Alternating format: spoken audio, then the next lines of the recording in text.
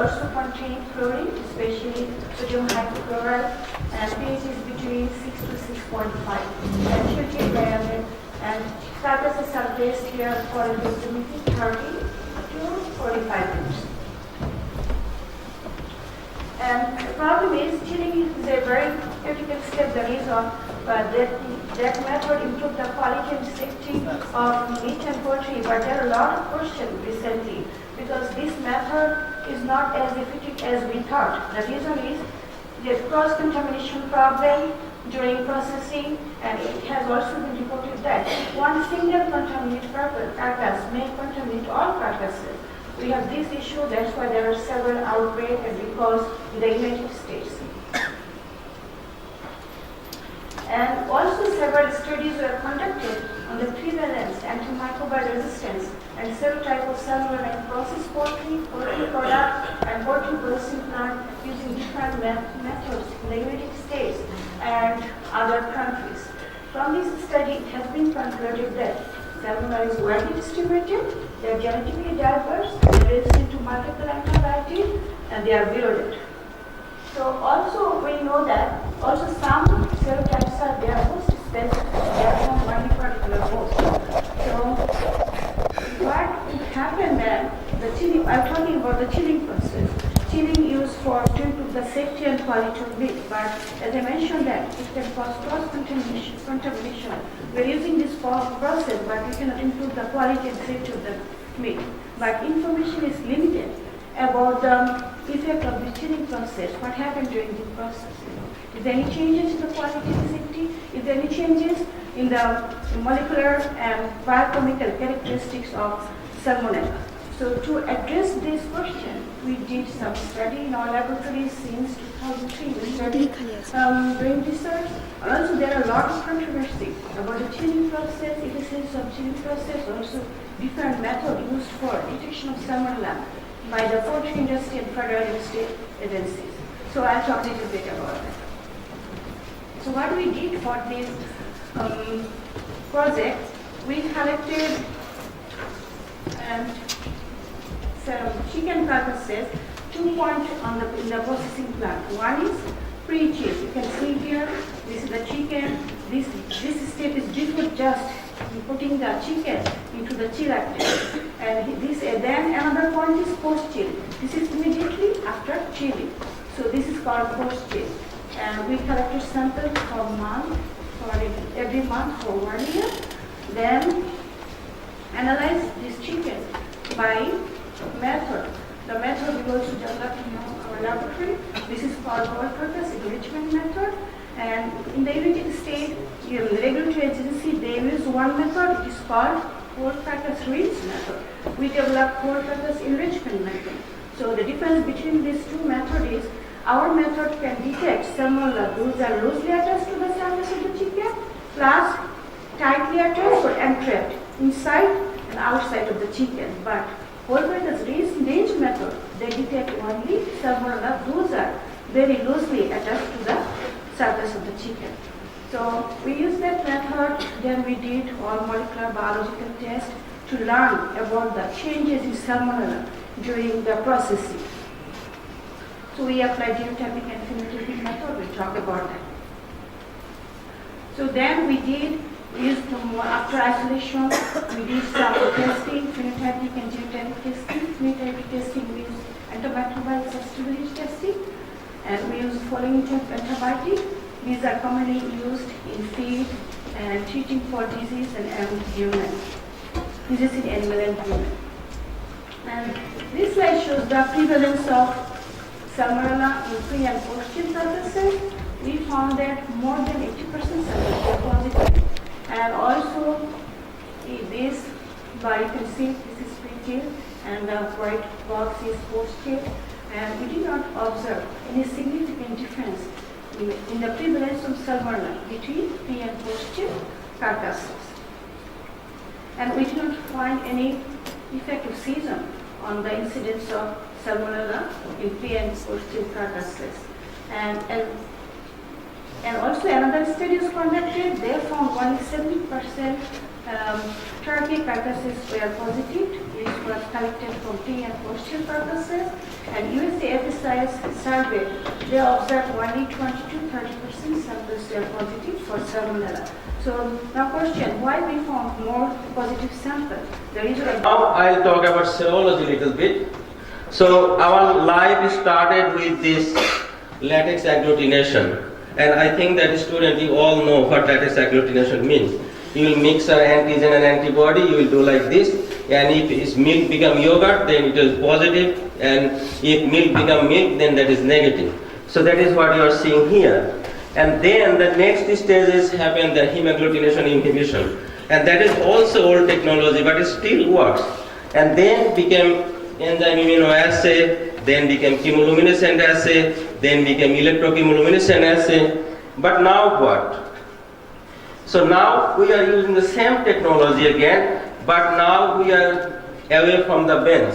You can see this is the rail, this big rail, and I'll tell you that Professor Aziz kindly visited my lab this year, I believe in July, sir, right? In July, and we have a track like this, and we have about 5 machines. So 1, 2, 3, 4, 5 here, and each machine, the same company, the Centaur machine, and you can put the sample here, and this is the sample manager. So each sample is barcoded, and what all the patient demographic and everything is there.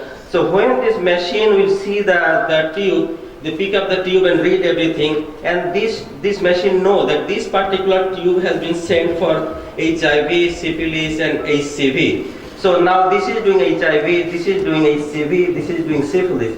So now this tube will come here, they'll pick up 20 microliter, send it here, they take 20 microliter, then send it here, and all tests will run simultaneously. And the program has been done in such a way, the result will directly goes to the patient, physician's office. So there is no in between. But what will happen, the data will be stored in my site, so that I can analyze the mass data. That what is the rate, what is the positivity, how the trend is going, whether it is a certain population or what not.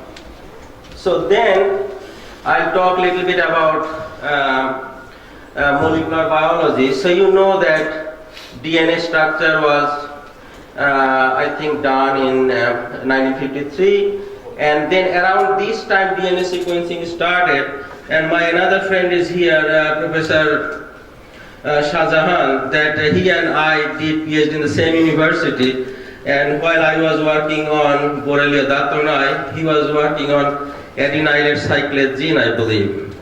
And he, not insulting him, but he sequenced only one gene. Trust me, only one gene, AK3, right, Shahjahan? AK3 gene for the whole 4 years. And that was his PhD thesis. And now we sequence whole organism in an hour. Can you believe that, how the microbiology moved? So here you can see that the PCR for the clinical use started back in 93, and then monoclonal antibody started, PCR, and then now is a genome sequencing. So do you know what is this machine? This looks like that sink or something.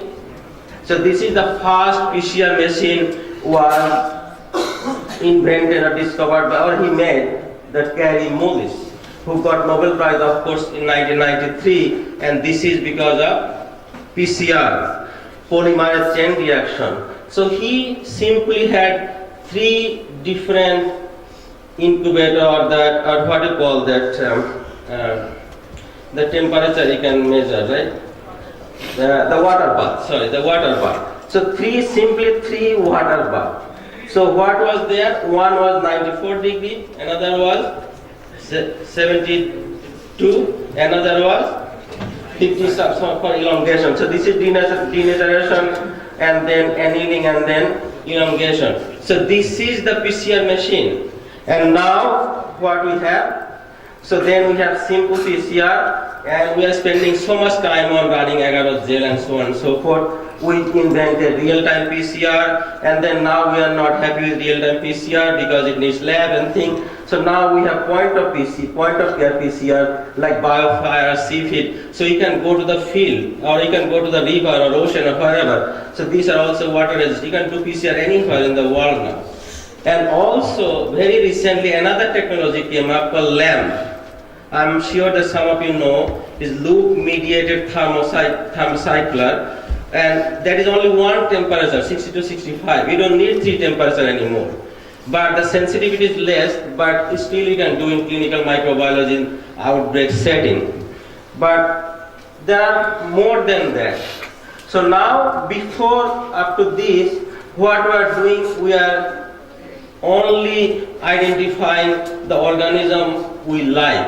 As for example, my client gave me a sample to identify salmonella. So I'll identify salmonella.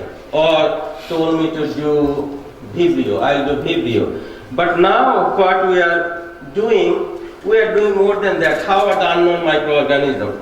So you can see that there is a target like heat shock protein or 16S or 18S. What you can do, you can get the sample, you extract the DNA, you put into the machine, and then you will blast with your gene bank and see that what it matches with. So then you can identify the unknown pathogen in that way.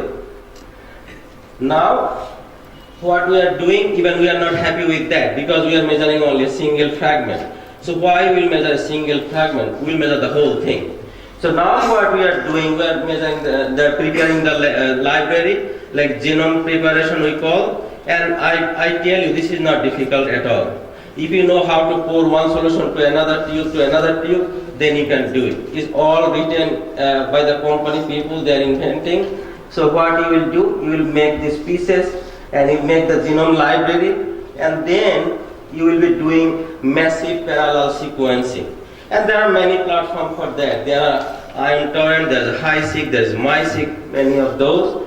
And what will happen? So this is the most important thing these days. It's very, very important for a student. I'm telling you, if you could master in this field, your world is wide open, it's bioinformatics. So all the genomics information we are gathering from the machine will not tell what is there. We have to tell. So we have to analyze the data. So that is the most important thing. So that's the bioinformatics come in. So you need huge database and huge machine to store your data, and you have to analyze those data. So this is one of the field you should be thinking. I'll tell you that if possible, try to read about it. And now the scientist is telling that it's not gene. Actually, microorganisms telling us what to do. And there is a good information, like Dr. Brett Finlay, many of you, those who are go to ASM, you know him, he's from UBC. He's a great scientist. He started his work on microbiome. So I'll give 2 examples. So one example, he did a very simple study. So he took from the lab fat rat and thin, lean rat. And then what? He swapped the fecal content of fat rat to the thin rat and thin rat to the fat rat. And then gave the same food. And he saw after 1 month, thin became fat, fat became thin. So only difference is the fecal content. And now you know that the fecal transplant is happening routinely in North America for the Clostridium difficile patient.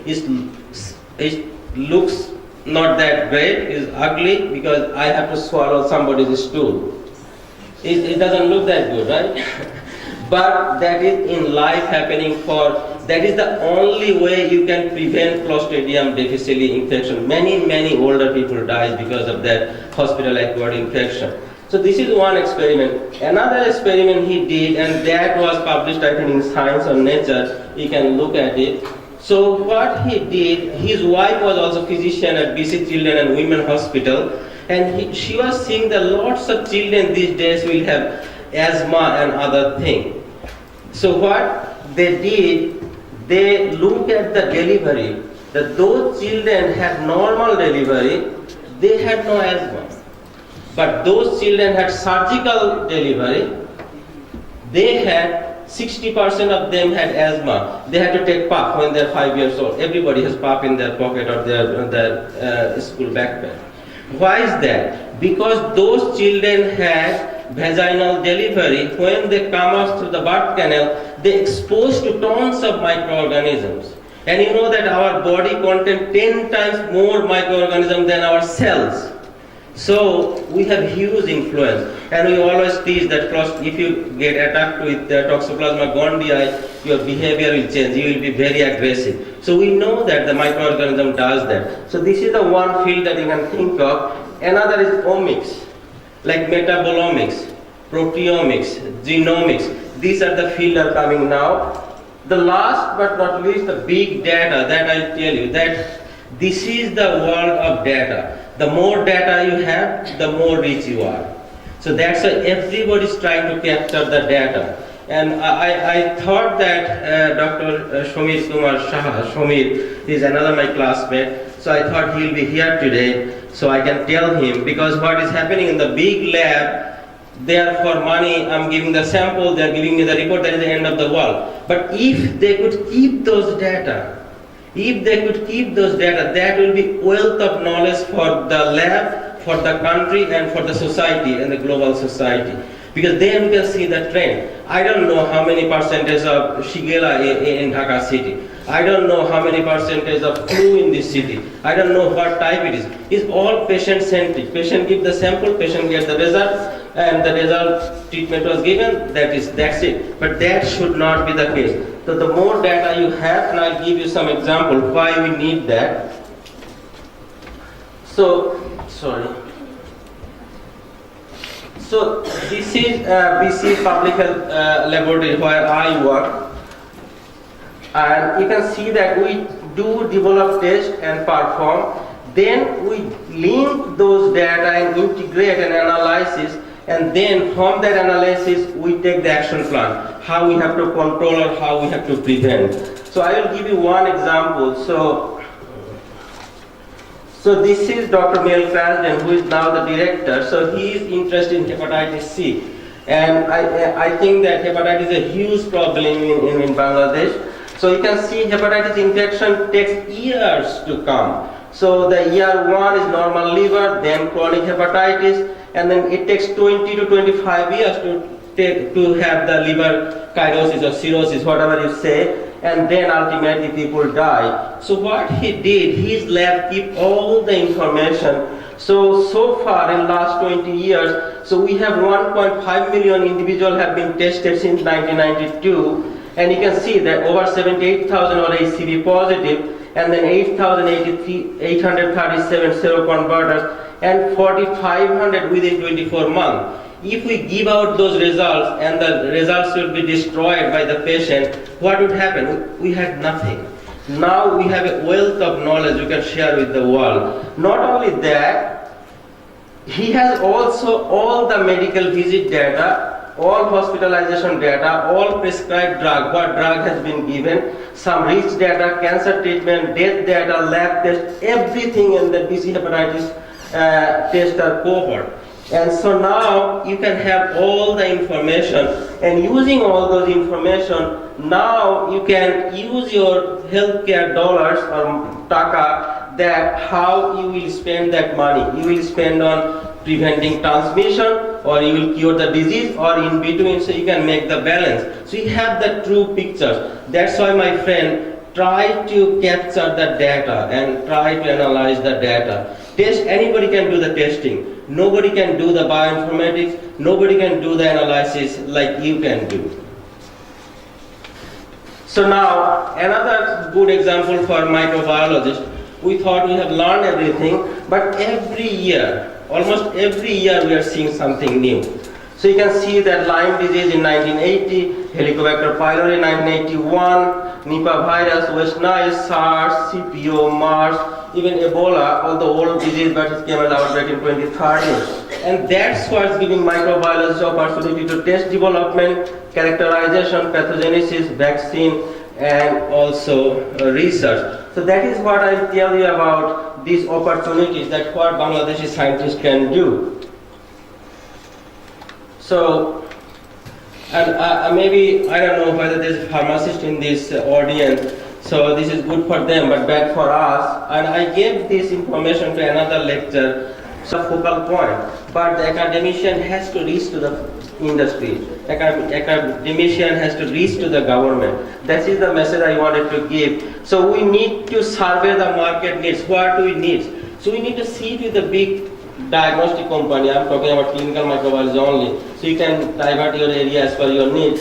So we have talked to Popular or LabAid or the big people that give us something that what we can make for you, and you can use that so that we all benefit. And the foreign currency doesn't go to the foreign land. It can come to our country. We can sell things to there. And also need to have dialogue partner with the big, which I mentioned, and assurance of the quality product. That is the key. And I mentioned in another lecture in the university lounge and the other time, the quality is paramount. If you do not have quality, you are dead. So I told about hepatitis C. I know that Dhaka has a big hepatitis B problem. So even on the basis of hepatitis C, one small industry can survive. One advanced lab can survive. Previous slide I showed that somebody can do like this. Like this media, this automated media preparation. Now everybody make media by hand. Everybody is spending time. Even university student, how much time we are spending on making media? We don't need to spend those time. We can spend those time some good thing. Like we can think better and you can formulate the research and do the research other than spending whole day for making media. I remember my friend Shaukat Ali, he is a banker but he wrote a nice book on microbiology, many of you may know.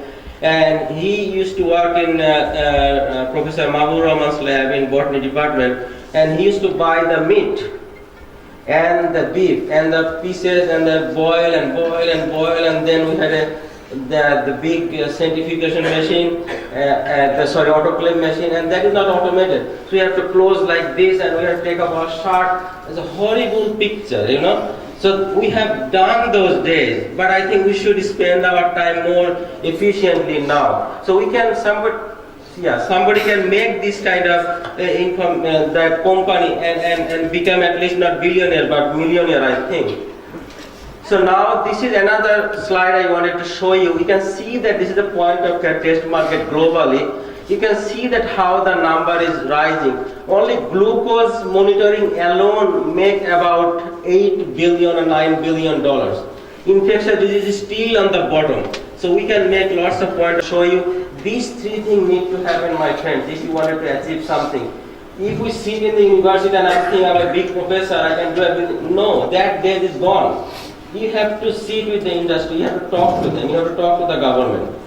And also, this is my final slide. So where the lab yesterday and where the lab today. So previously, hope that this will work. So lab, usually it was lab based, and now its point of care test is moving. Previously it was manual, now become automated. It was expensive before, now it is very cheap because you can do hundreds at a time. We had a longer turnaround time, means one test took 5 days, 7 days for culturing and identification. Now we need only an hour. So test sensitivity was low before, now is high.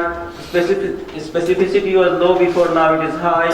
It was discrete, means the salmonella, we test for salmonella, but now we do multiplex. We do too many things together. Previously it was qualitative, now we can do quantitative. We can say PCR positive, now I can say there is 10 to the power 7 HIV particles in the blood sample. That we can do now. Platform, it was morphology based, now it's digital or molecular. And it was data consumption before, like I can take my result and show to my doctors and then that is done. Now it's data utilization. So this is the whole picture, this is the summary slide. If you take home, so then I think we can go further ahead. I think that's...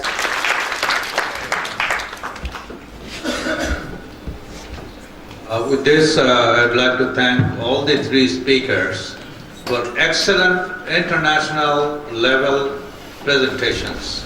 And there is no seat left. Anybody coming in goes back. I have been watching, cannot come in because they see around, no seat left to come in.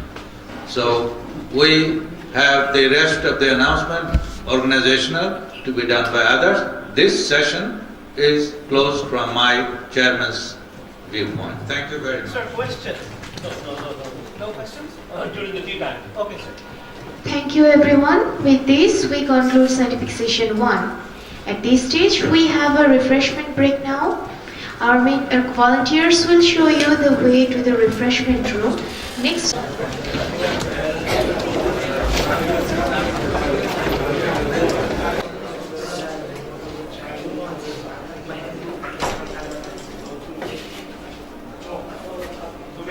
Rashi Uemura and co-chaired by Dr. Mohammad Mahfuzul Haq. May I request the chair and co-chair to coordinate this session. Thank you. Okay, so let's start the session 2, food microbiology. First, we will have a speech by Professor Sandu Ha from Chang'an University. Thank you very much, Chairman. I am Sandoha. Good morning, everyone. I am glad to introduce you all the trends in sterilization technologies for pathogenic microorganisms.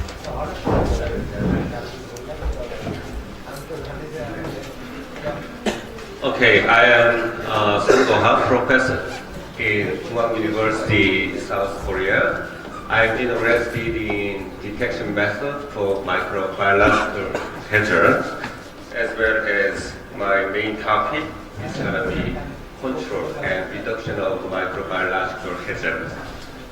So I mostly develop disinfectant and as well as physical control methods like UV, cold oxygen plasma, any ultrasound, hydrostatic pressure, things like that, and antimicrobial vaccine films for increasing shelf life.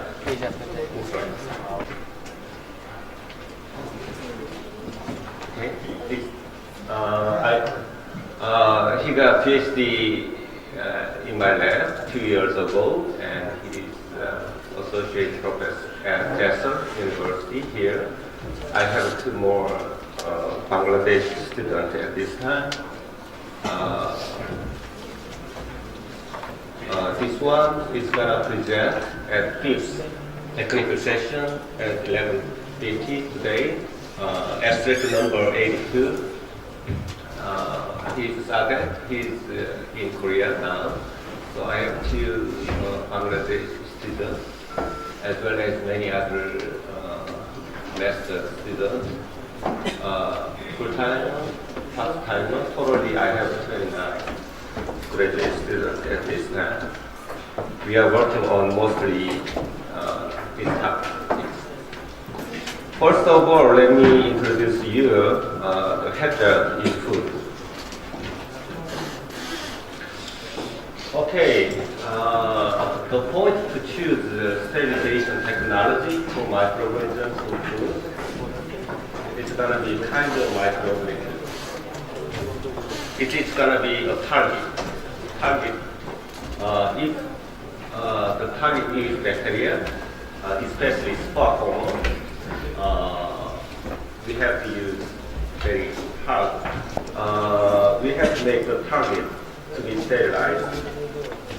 It is food, especially internal or external alternative control method, or food conductor also could be a factor. Finally, this is food, so we have to minimize quality loss, like color, texture, sampling, and nutrient content, things like that. Okay. Let me introduce you all the hazard. This is going to be the purpose of food safety. Chairman this is Japan, very big market. I took a picture. Japanese, in my opinion, Japan is the #1 food safety country in the world. This is the meat sold in big market in Japan. Fishing. It is look safe. Nothing. No blood, no water, no waste, no dust, no soil. Look, nothing, no soil. Look, very safe. This is gonna be the purpose of this state. Look at that. Look, I think most Bangladesians favorite food is vegetables and rice. Why these seven included in potentially hazardous food? The reason is microbiology. In Korean survey, animal food is thought to be the most dangerous food. Second is seafood. Okay, there are three types of hazards. First, chemicals, like pesticide, antibiotics, things like that. Very persistent. Second, physical hazards, antibiotics. You are all very keen on these types of bacteria, Bacillus cereus, Salmonella, Staphylococcus, Listeria, things like that, and viral infections such as rotavirus, astrovirus, rotavirus, are emerging. In Korea, there are 13 foodborne pathogens gonna be managed by government as a standard and specification. Look, are shown at school and restaurant group food services. It's from food handlers. Maybe mostly it's the norovirus are coming from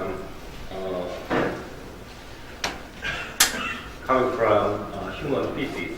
So food handlers and water are gonna be the first causer factors, and that's the food and food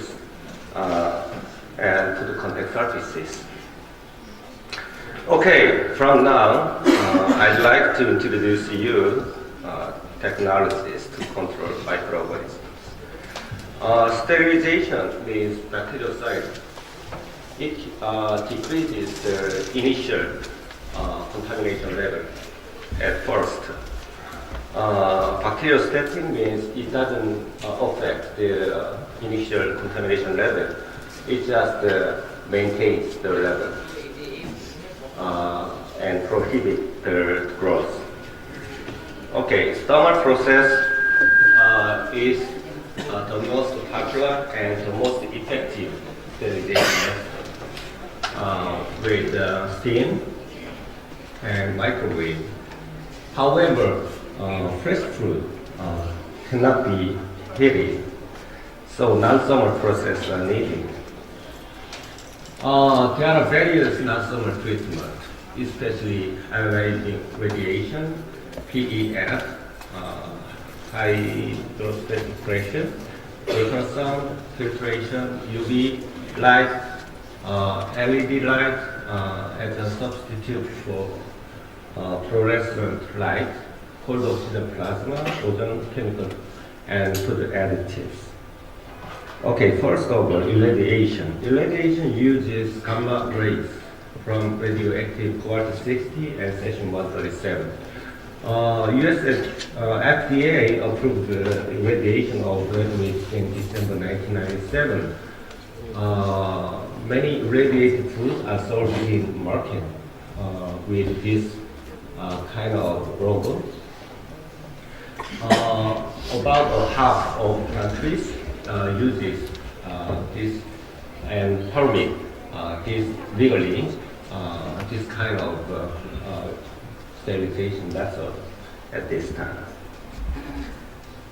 Next, high voltage, like 22,000 volts.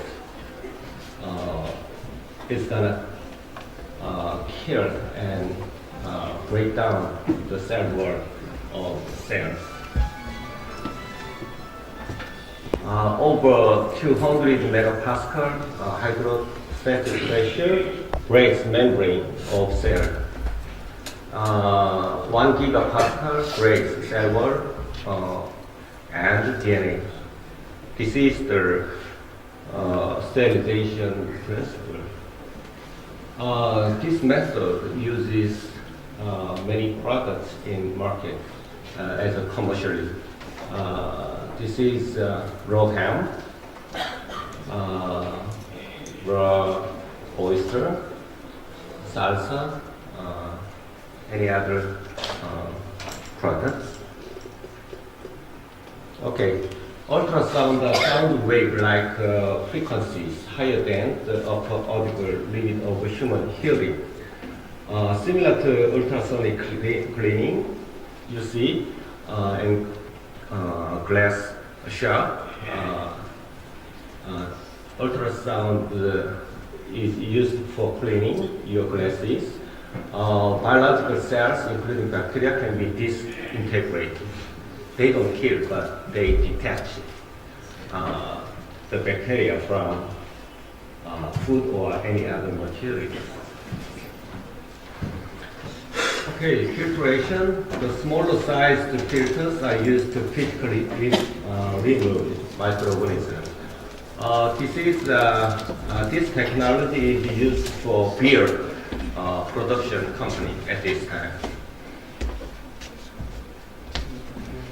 Okay, I'm mostly interested in UV light, especially UV. UV is divided into three wavelengths, A, B, C. C is the shortest. UVC got the shortest wavelength, so it shows the highest sterilization power at this time. It destroys bacteria, virus, and parasites. On the benefit of UV light, no residue, not affect moisture and temperature. Pure changing quality, economical, very cheap. However, it sterilizes only surface as well as liquid oil. Naturally, solar emits UV light. This is light processed product sold in real market. Light processed capsules. This is UV treated orange. UV extended shelf life of orange very long.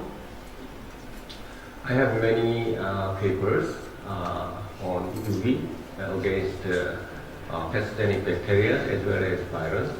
UV and this kind of sanitizer shows synergistic effects more than pure load. UVC, your light kills foodborne virus without any changes in physical, chemical, and sensory quality of product.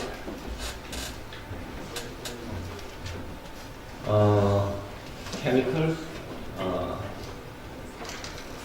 affect Listeria monocyte biopurulent pretty much here. UVC and cold oxygen plasma shows very high effectiveness. okay, compared to other sanitizers and organic acid. It doesn't affect sensory characteristics. UV decreases degree of para hemolyticus on surface of food and food content surfaces. Mold in effect. Spore of mold. It affects virus. Next, cold oxygen plasma. If food can be made by corona, three principles like corona, high electric barrier discharge, and surface discharge. I mostly use these three. One is commercially made COP light. Second one, G plasma, which our collaborating colleague made. This one also our colleague made refrigerating cold oxygen plasma. They decreases mold spore like UV, almost a similar reduction. These are going to be G plasma can decrease the virus also. This is the brand new photo sterilization technologies. This is the first generation fluorescent light. You remember? And these are gonna be the second generation fluorescent light. The third generation is LED, like that one. LED like this is third generation of fluorescent light. First, this shows any sterilization power against the mold. I am testing now, and the company and me making the LED-based sterilization machine at this time. Okay. Next, the chemical sanitizer. Sodium hypochlorite is the most popular and the cheapest sanitizer at this time. We are calling Lux as a commercial use in Korea. In poultry processing company, they use the hypochlorite to sterilize the surface of skin of chicken, as well as fresh cut also uses this one. The commercial product name is going to be Chlorox ethanol hypochlorite. I diluted to these concentrations. This shows very effective reduction against the human norovirus. Chlorine and UV combination shows synergistic effect against the virus, and UV and hypochlorite also shows combination effect. Chlorine dioxide also can be used. Mostly sodium hypochlorite couldn't be used for organic food. So in organic industry, chlorine dioxide can be used as a substitute for sodium hypochlorite. electrolyzed water, also made by sodium chloride. It looks very natural and safe. This is very popular in Korean fresh cut company. Ozone, oxygen. Ozone is made by oxygen and discharging. Very safe. Oxyacetic acid, hydrogen peroxide, calcium oxide, any other natural antimicrobials. It might be last one, bacteriophages. Now, my Bangladeshian PhD student is working on it. Bacteriophage principle is the virus which kills bacteria. Okay, many in the U.S. it is recognized as safe and many products. Okay, the last one. I introduce you the combination technology of 1 plus 1 means more than 2. You remember? So I interested in the reduction principle is gonna be not single treatment. Combination treatment is gonna be alternative. Okay, point I told you at the first presentation, kind of microorganisms, the target to sterilize, minimize quality loss. That's it. Thank you very much. Thank you very much, Professor Ho.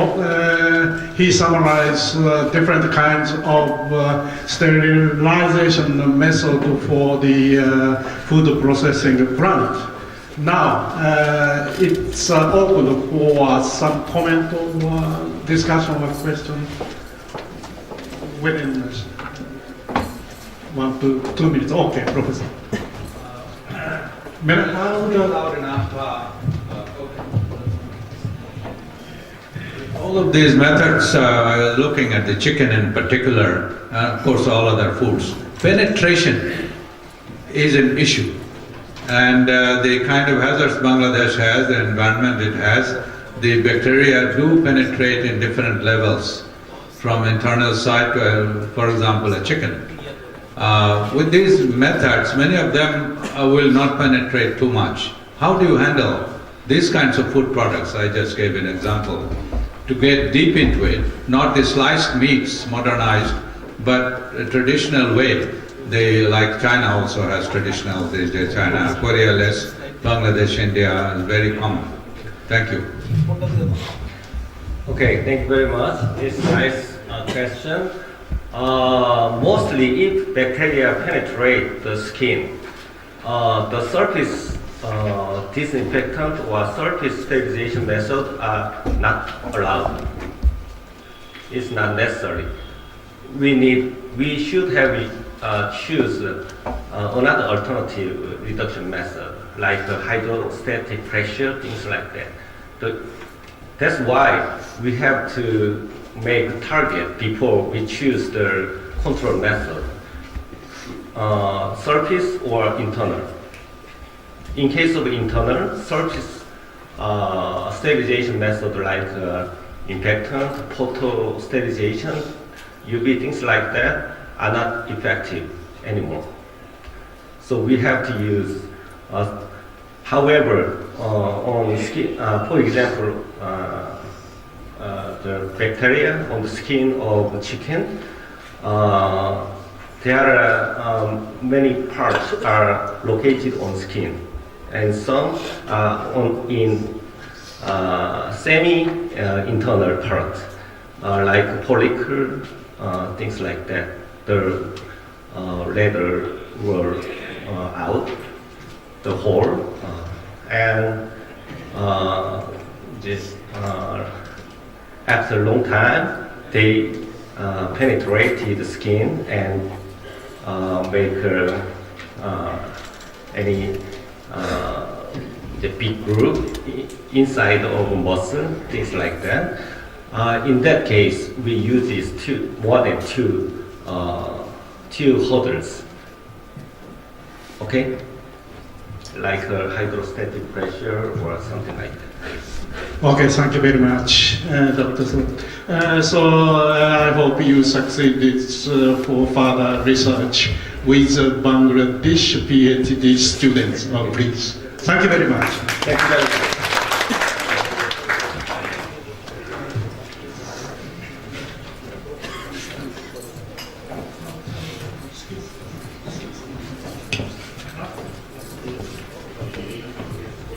Could you introduce? Now I would like to request abstract number 171.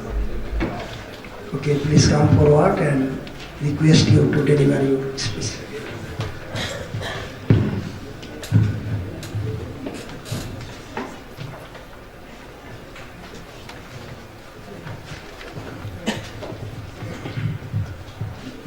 Mrs. Farnaz Feroz from Stanford University, Bangladesh, as well as he studied in Japan, Kindai University. Okay, please. Thank you for letting me present here. My name is Farnaz Feroz. I'm a senior lecturer in the Department of Microbiology, Stanford University, Bangladesh. And I'm also currently a PhD student at Kindai University in Japan. Today, I will be presenting a part of my PhD thesis. It is the microbial and fungal counts of dried and semi-dried foods collected from Dhaka, Bangladesh, and methods of decontaminating its load. Starting off, as we all know, as human beings, food and water are very important for our survival. But throughout history, many studies have proven that it's not 100% safe. It has actively contributed towards foodborne illnesses and that have been dangerous for human health.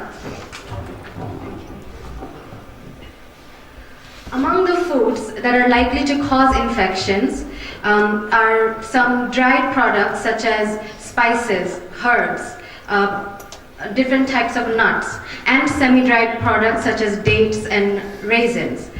So our current study actually focused mainly on these type of foods, their microbial load, and how we can decontaminate them using different methods.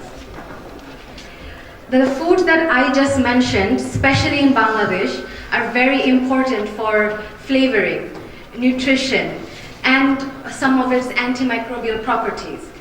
But we also have to see that although all these benefits are there, if it is overgrowing in microorganism, it is not really safe for consumption. So with this in mind, the current study aimed to come up with cost-effective and easily reproducible methods of decontaminating foods prior to sending them to the market, meaning before they hit the shelves. So as I said, we mainly focused on spices, herbs, nuts, and semi-dried foods, which could have been contaminated due to mishandling, storage conditions, or environmental pollutants, which are highly likely in Bangladesh.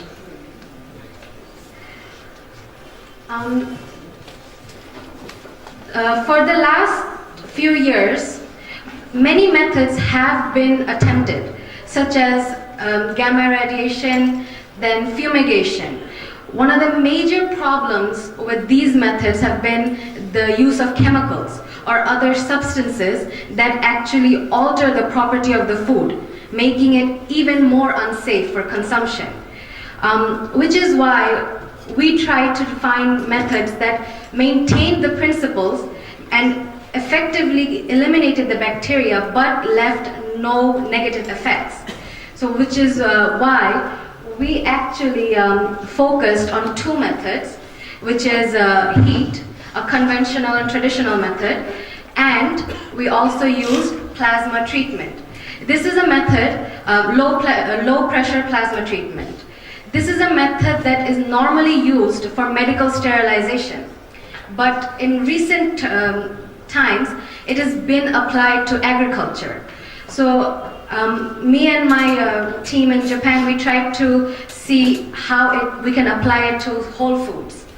So initially we did the simple serial dilution to find the actual load prior to treatment, before either heat or plasma was applied. So we used the normal serial dilution method used in every lab, except we had one difference. We mixed our samples, 10 grams of the samples, with normal saline, and we mixed it in a stomach care bag. I have drawn a picture of the stomach care bag here. As you will see, the bags have two portions. On the left side is a smaller portion with a filter on it. The filter would filter out all the water, and the solid parts will be left in the larger section, because we were aiming to only test the surface water. And since most of our samples were in powder format, directly washing it would have become difficult, so we relied on the stomach care bags. We crushed this whole products, and the powder products were mixed, and then the surface water was examined. The initial load was determined as is in every other lab. We serially diluted it, and then every dilution was plated on nutrient agar and sabor-dextrose agar, and incubated for 48 hours at 37 degrees Celsius and 25 degrees Celsius for 5 days, respectively. The next method, the first method that we used for decontamination, was heat. We used 60 degrees Celsius through the use of dry heat in a sterilizer.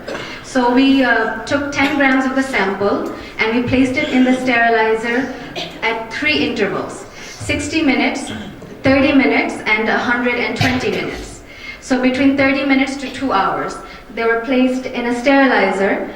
And after the treatment, again we repeated the steps from the previous slide of determining its load.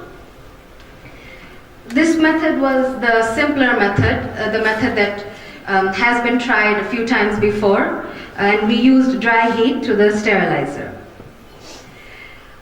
First, before talking about plasma, I will talk a little bit about the results of the heat treatment, the effect of the heat treatment on microbial growth.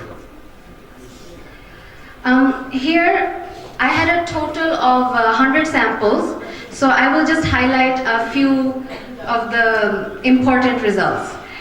Firstly, the red boxes are showing the results that were not very favorable. These are all log values. I will start with the no treatment. As you can see, the microbial load of these products, which are all collected from Bangladesh, are very high. The log values came up to 5s and 6 and 4. So these, the initial counts were originally unsafe by the standards that exist now, or they're unsafe. Although they are available in the markets, they're actually unsafe for consumption through the existing standards. So when we applied the heat treatment for 30 minutes, 1 hour growth, similar result pattern was observed. Powders were the least likely to be decontaminated, and the dried products were more easily decontaminated.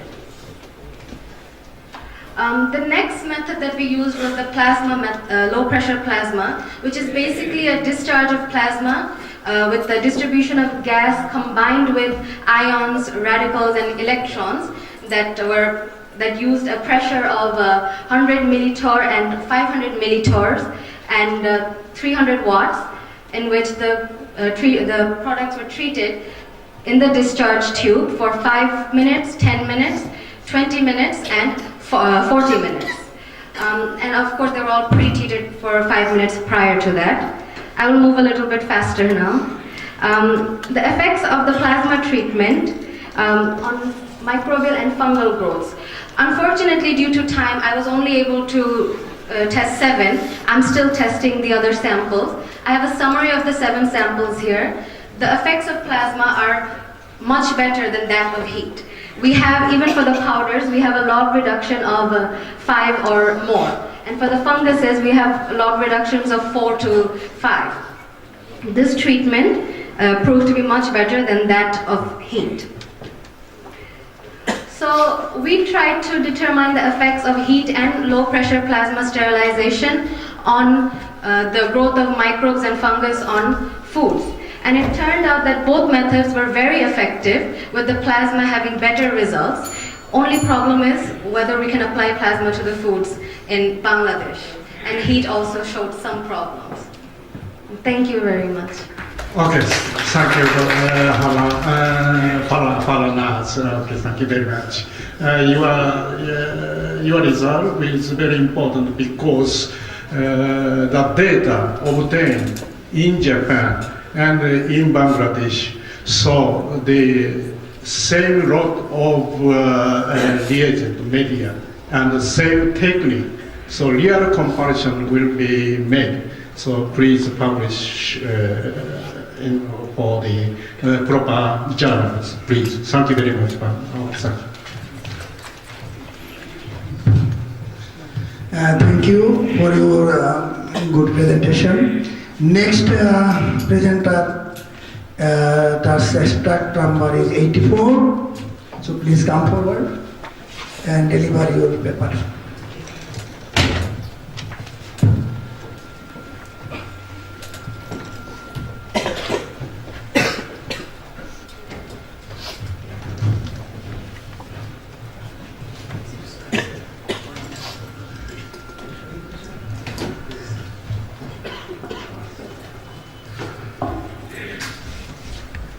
Thank you very much for the organizer to present my come from Russian University. My project title is Microencapsulated Fiable Probiotic Bacteria Preserved Orange Juice.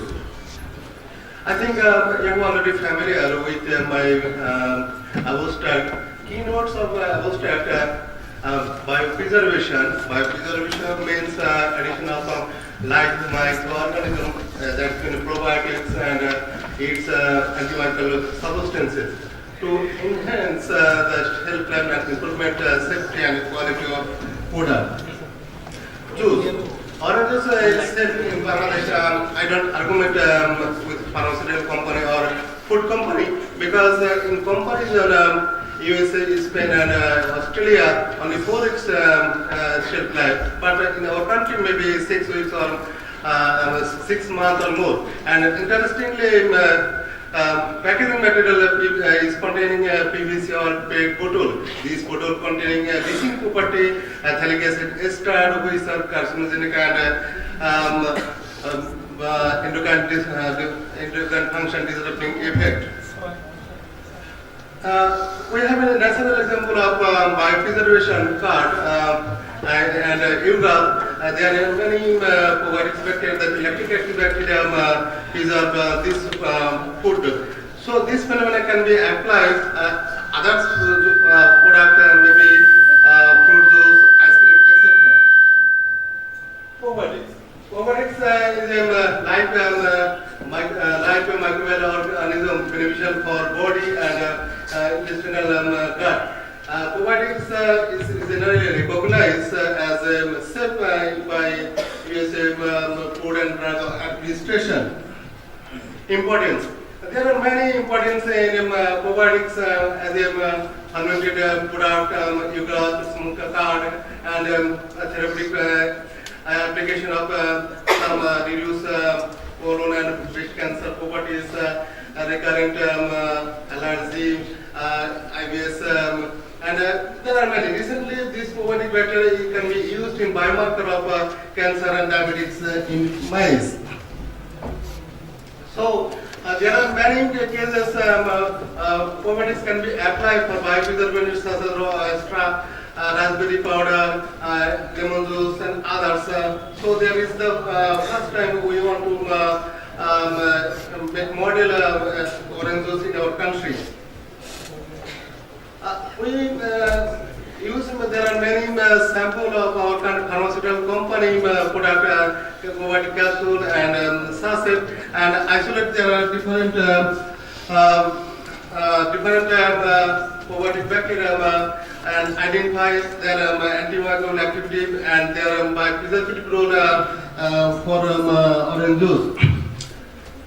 We check and conclude that there are many organisms, probiotic bacteria present in different sachet or capsules, but we identify only 4 common bacteria: Lactobacillus acidophilum, Bulgariosis, Lactobacillus lactis, and Bifidobacterium ppm.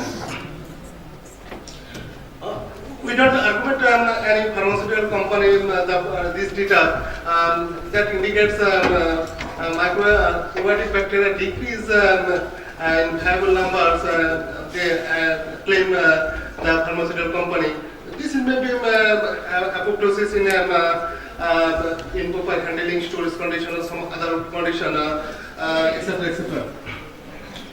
We found that this lactic acid bacteria have a significant antimicrobial activity against common pathogenic bacteria, I mean Bacillus cereus, Staphylococcus aureus, and gram-negative bacteria, E. coli, and Shigella sonnei. We check preform 4 weeks at 4 degree storage condition.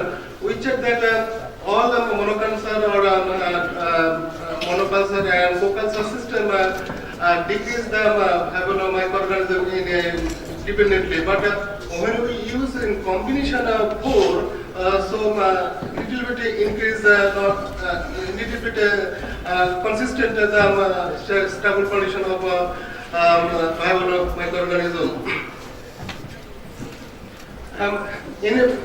In comparison with the microencapsulated lactic acid bacteria, the co-culture and monoculture system decrease rate is a little bit slower than preform, but in this extent. Question mark.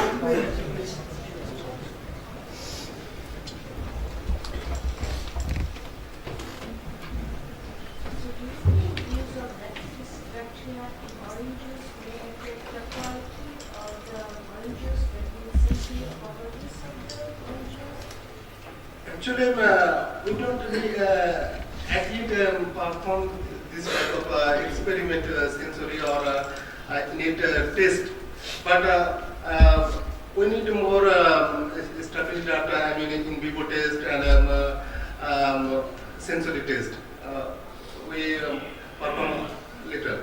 So you don't know that, you don't know this, I know that, but what is your opinion? May affect sensory properties of the orange? Actually, there are many reports.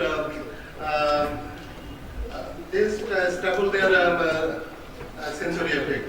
So I think it will be accurate.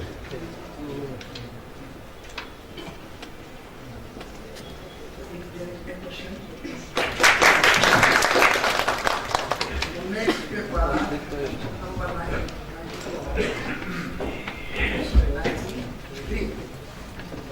So please come forward.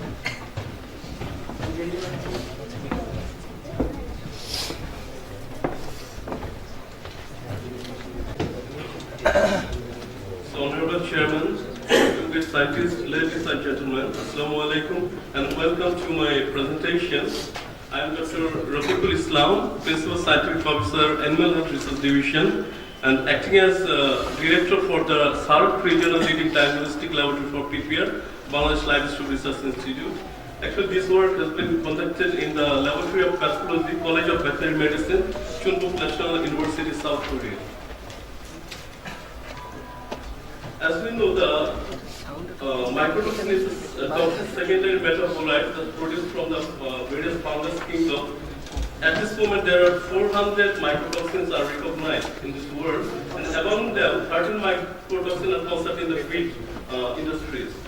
So, if you consume the moderate to high amounts of mycotoxin, it creates the clinical toxicological syndrome. But if we consume the lesser amount of mycotoxin, it impairs the immunity and decrease resistance to infectious diseases. So now I like to talk on GLN. It is a non-steroidal estrogenic mycotoxin produced as secondary metabolite by several species of Fusarium fungi. This GLN is active in wheat, maize, oats, barley, sorghum, sesame seeds, as well as hay and silage that we provide to the cattle feed. And it causes mainly the reproductive toxicity, as it is the estrogenic effect, and also immunotoxicity, hepatotoxicity, DNA fragmentation, lipid peroxidation, and it causes apoptosis. So we have for this study some specific aims like the determination of immunomodulatory effects of zearalenone in mice, investigation of cytotoxic effects of zearalenone by determining apoptosis and apoptotic pathway in the lymphoid organs of mice, and determination of the effect of zearalenone on toll-like receptor signaling by cytokine production in raw to 4.7 macrophage cell line pre-exposed to differential ligands. So in this experiment we used the biopsy mice of 7-week age, and we gathered the zearalenone at 0.5 and 20 milligram per kg body weight for 14 days.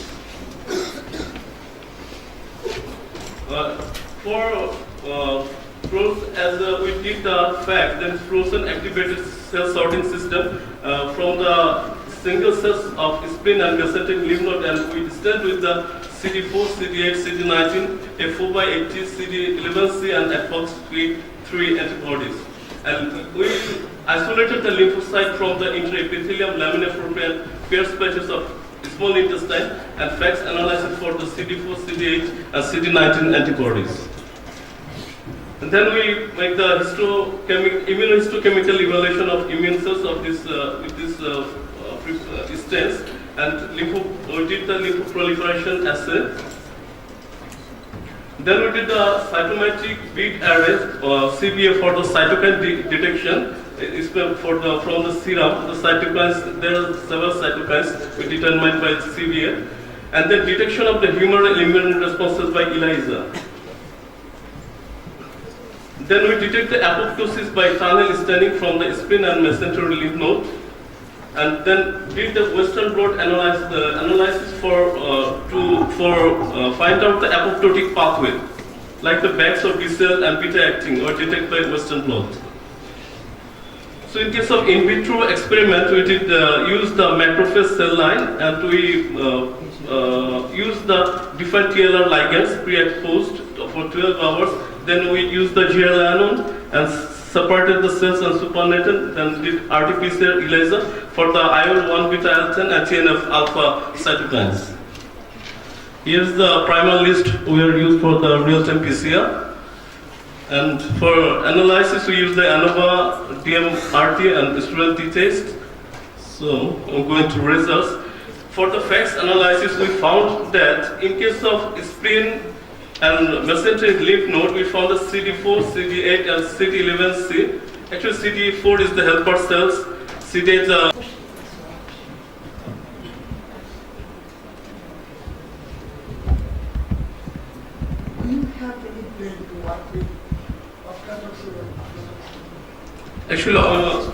toxin.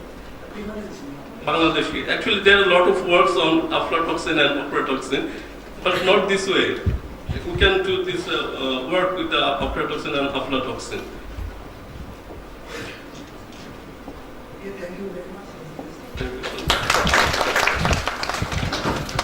Next presenter, abstract number 84.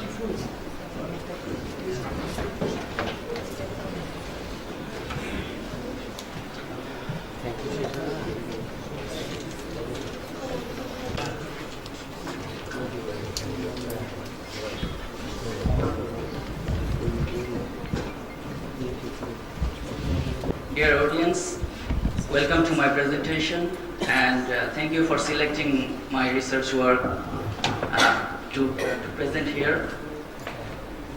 I am Mohammad Furkanur Rahman Mijan, working in Chungang University as a PhD student. I am working on bioinformation and quantum sensing. in Vibrio parahemolyticus. Here is my topic to say variability of biofilm formation, which correlates with hydrophobicity and quorum sensing among Vibrio parahemolyticus isolates, and the distribution of biofilm gene for biofilm formation.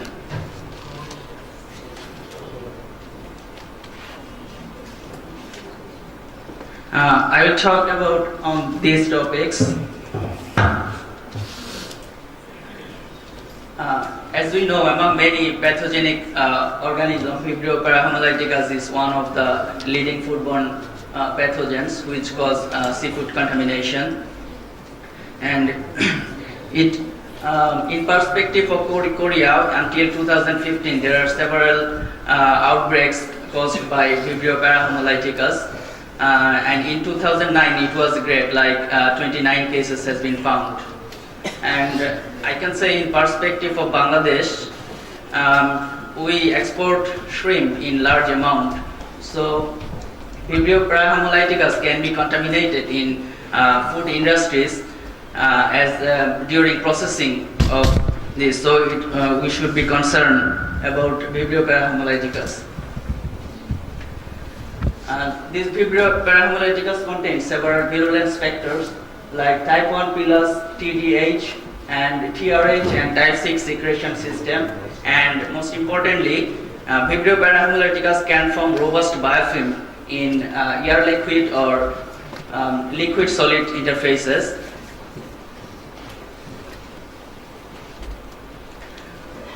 These are the goals of the study. We want to determine the correlation between biofilm formation with other physiological activities in environmental and clinical isolates from Korea, and to see the molecular insights of biofilm formation and pathogenicity, and we also observe the variability among different isolates.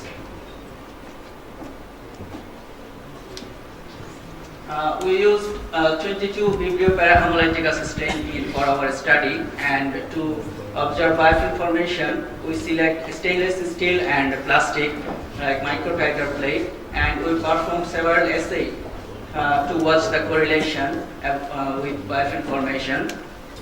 I will talk a few of them because of short of time. Let's see about what is biofilm. Actually, biofilm is very complex aggregation which can attest on the surfaces, and actually biofilm are home of bacteria. The bacteria can be attached easily on the surfaces with their interaction to do that, and they make some layer. It's called exopolymeric substances, and it's not so easy to normal washing or single treatment of sanitization. These are the main sources of biofilms. We see in water distribution systems, water bodies, and infection and dental plaques, and solid foods and food contact surfaces. And these food contact surfaces is the interest of this study. We use stainless steel and plastic. To see the images of biofilm structure, we used field emission scanning electron microscopy on these processes like fixation, washing, then dehydration, drying, and coating. Let's see how biofilm formation happens. It's just a model. If you see the planktonic cells, it's free in the environment. First, they are slightly attached on the surfaces, and then they make this attachment more stronger. Then I say about a layer, and they make the layer stronger and make the biofilm. The surface associated communities, and my area of interest is the role of biofilm in the food processing. And my previous speaker told a lot about the biofilm, so he also showed the stages of biofilm formation. And we know that at the first stage, the bacteria, they attach reversibly, and the second stage, they tend to bind more strongly, and the irreversible attachment occurs. And the third phase, the absorption on the surface occurs, replication and microcolony formation occurs. And in this sense, the quorum sensing is the chemical signaling is occurring in the third stage. And in the fourth stage, the biofilm matures as a three-dimensional structure. And in the fifth stage, this is also very important because some bacteria, they detach from their original biofilm structure, and then they find another environmental niches or another surface to bind and make a newer biofilm. So I'm not going to talk more about that. So the factors affecting the surface attachment and the biofilm formation, there are some important factors that because the physical properties of the surface is very important factor. The chemical properties of both the surfaces and the outer membrane of the cells are very important, and obviously the chemical communication or quorum sensing is also important. So most of the actually previously the scientists believed that the bacteria preferentially adhere to the hydrophobic surfaces, but the other studies showed that the bacteria can adhere in both hydrophilic and hydrophobic in the both surfaces. The displacement of the water molecules near the hydrophobic surfaces that enhances the hydrophobic interaction between the cells and the hydrophobic surfaces. So that can when the surface tension of the cells is higher than the surface tension of the surrounding liquid, the bacteria can also adhere to the hydrophilic surfaces, and the bacteria's adhesion is enhanced there. So actually I interested in food processing surfaces. So I used three surfaces that are commonly used in the plastic or polystyrene surfaces that we use as a container or for storage, and also the borosilicate glass surface or polypropylene surfaces. These three surfaces I actually used in my first part of my study, and I used the Pseudomonas fluorescens Migula foliage organism, and the growth is even possible at 4 degrees Celsius. That means in the refrigerator temperature, it can multiply. 86 patients were infected by these Pseudomonas fluorescens, and most interestingly, that 88% of them were the cancer patients, and among them, the 95% patients were using catheter. That means that source of contamination can be from the catheter. So it is very interesting thing. So I choose this because it's a good biofilm former, and we know that ATCC number is 13525. So my aim of this study is the first three ones. Actually, I tried to identification of the suitable dye and establishment of the biofilm on food processing surfaces, and I actually used the epifluorescence microscopy technique for my study, and actually I tried to make the quantitative and qualitative analysis of the biofilm community, and I just had a very easy method to apply the different sanitizing agents and observe their effects on biofilm by epifluorescence microscopy. The later two aims actually I will do later part of my work. So these are some pictures that I got for my method establishment procedure, and I use minimal media for growth of the biofilm on plastic surface. After 24 hours incubation, I use different concentration of TSB media, and in the minimal media actually I showed more bacteria they were attached to the surfaces. And in the higher concentration of media, I saw less amount of bacteria attached to the surfaces, but a bulk amount of bacteria they were in the fluid, in the bulk fluid. So when the media concentration is lower, then I got very good surface attachments. And actually, I then tried with the initial cell concentration, and about with the 10 to the power 6 Fu per ml, I good attachment and good biofilm in plastic after 24 hours of incubation. And then I compared the plastic surface and the glass surface after different incubation period, and I saw that after 48 hours, the bacteria, there are some bacteria who attach with the surfaces, but it is decreasing after 48 hours. The number of attached bacteria is decreasing after 48 hours. But in the glass surfaces, I see after long incubation period there is more bacteria than the plastic surfaces after 96 hours. And I compared with these three surfaces and the viable and non-viable surfaces. And in the polypropylene surfaces, we can see there tends to attach more bacteria because of their complex polypropylene structure. I have to go very quickly because I don't have enough time. Here I used 70% ethanol and SDS. Here you can see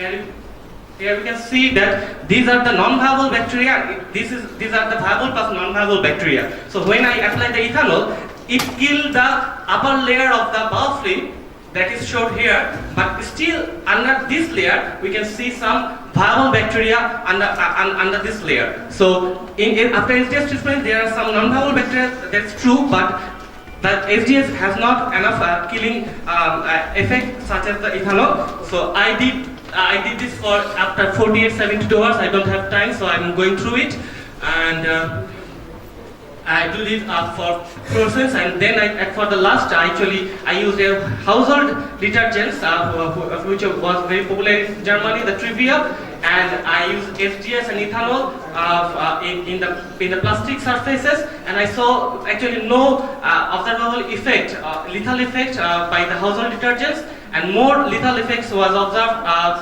actually after, with the SDS treatment. But ethanol actually have more 70% also surely have more lethal activity, but the viable cells were still present beneath the layer. So my findings was the method establishment procedures here and the efficacy of citing agents that I showed here. Sorry for my long presentation, I couldn't make it clear for all.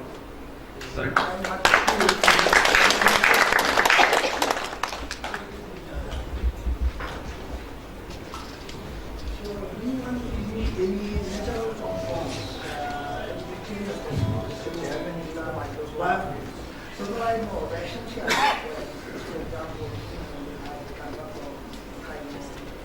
Yeah.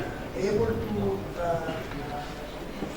display a live on the surface of some food. Yeah.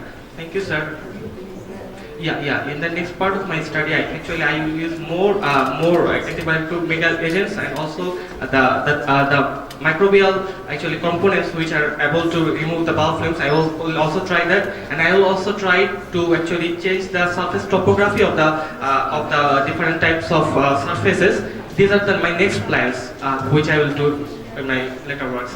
Thank you. So next, paper number 170.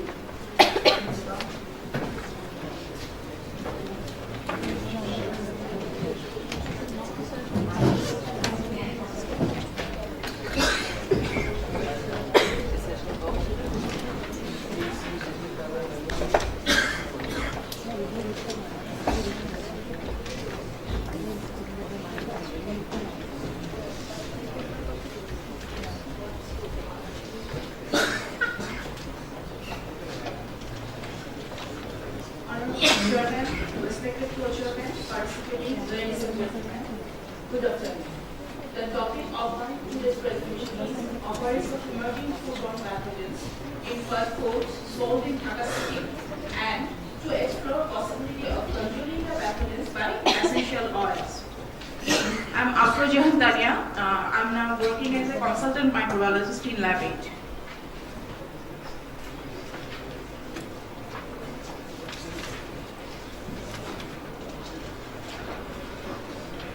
Abdominal cramp, nausea, vomiting, and diarrhea are common abdominal disorders mainly caused by enteric bacteria such as E. coli, Vibrio, Salmonella, and Shigella species, and others such as Bacillus cereus, Staphylococcus aureus, etc.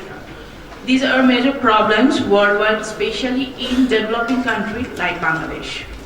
Consumption of high-dose or low-dose antibiotics, climate change, consumers' eating habits, genetic variation, traveling, and environmental interaction result in emergence of multi-drug-resistant pathogens. Natural antimicrobial compounds may be important alternatives to combat against multi-drug-resistant pathogens. Antimicrobial ingredients of essential oil from plants and spices may be the alternative candidates of antibiotics. The present investigation has been undertaken to isolate common foodborne pathogens from ready-to-eat foods and explore possibility of controlling foodborne pathogens in vitro or in vivo by essential oil from herbs and spices.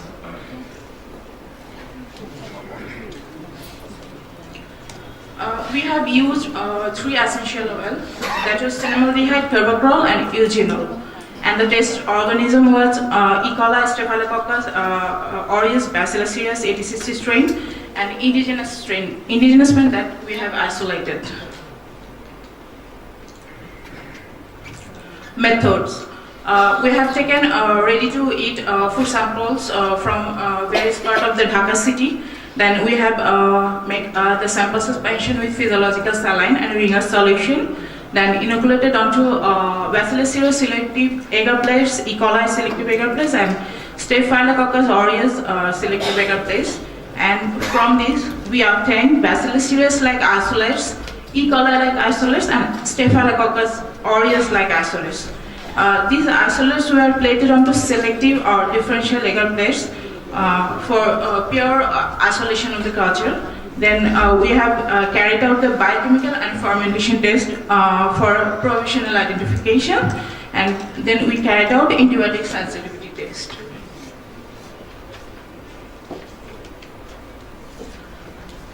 We have taken 100% active ingredients of the essential oils, that was cinnamaldehyde, carbapenem, and eugenol.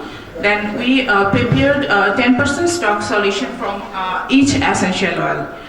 For the working solution, we have taken 3% working solution, and it was impregnation of 8 mm sterile discs with 50 microliter of each 3% essential oil, and then dried. Subsequently, we have 12 to 18 hours Muller-Hinton broth culture was prepared. Then preparation of inoculum of test organism in sterile physiological saline and compared with McFarlane standard. Then inoculation of Muller-Hinton agar plates with the test organism, that is seeded plates. And then application of the impregnated disc on the seeded plates with test organism, and then evaluation of antibacterial activity of the essential oil. MIC and MBC were determined by the tube dilation method. Screening of potent essential oil based on MIC and MBC values. And we found cinnamaldehyde was found potent candidate for the antibacterial activity. Then cinnamaldehyde, we have applied 3 times of MIC value, was applied in 250 gram of ground chicken meat, previously inoculated with test organism, that was 10 to the power 7 CFU per gram of meat. And the same amount of meat was prepared following the same way with the essential oil as a control sample. Then from each of the sample, we have taken 5 gram of meat from both categories of sample, were distributed in sterile polythene bags and incubated in freeze at -18 degrees Celsius for 10 days. Then microbiological analysis was carried out for 0 to 10 days.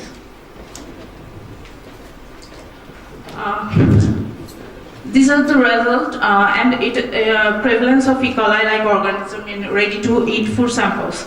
We have taken beef burger, beef patties, chicken sandwich, and chicken shawarma, and we have found the highest number of the organism in the chicken shawarma, that was 4.50 log number. And no E. coli-like organism was found in ice cream and pasteurized milk sample.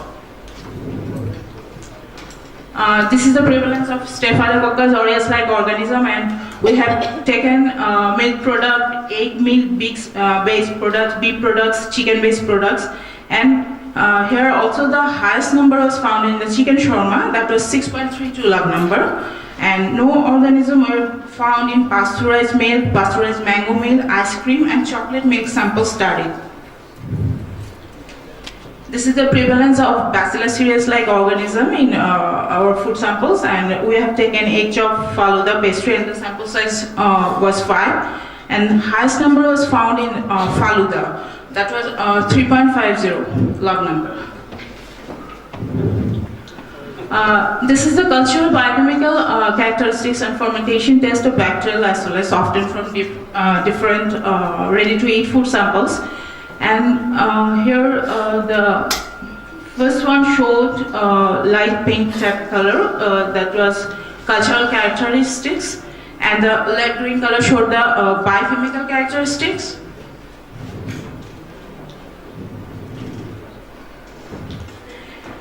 And the white one showed the fermentation test for different year. Here we have taken 14 E. coli, 17 Staphylococcus aureus, and 11 Bacillus cereus isolated. Here Here A indicates the ATCC, our reference strain, and C indicates the Staphylococcus aureus ATCC strain, and E indicates the Bacillus cereus strain.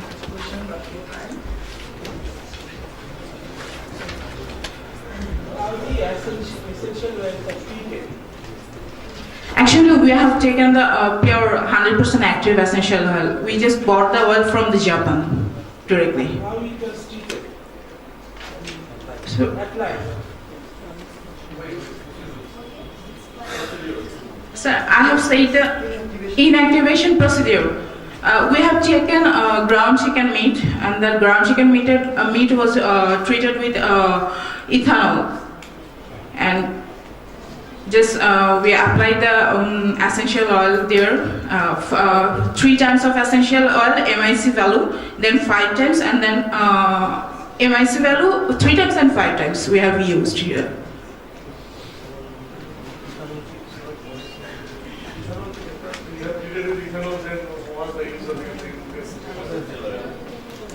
No sir, the ground chicken meat was treated with the ethanol. What they want to know actually, how did you put in essential oils? So we have how did you find your MIC? How did you do that?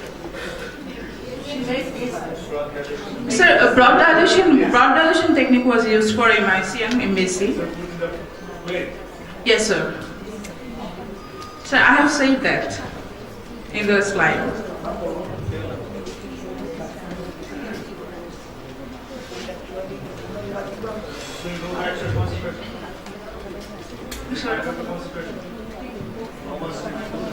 Yes sir, we have done series of concentration like 5, then half, 2.5, then half. So we have applied it near about 0.06 to 5.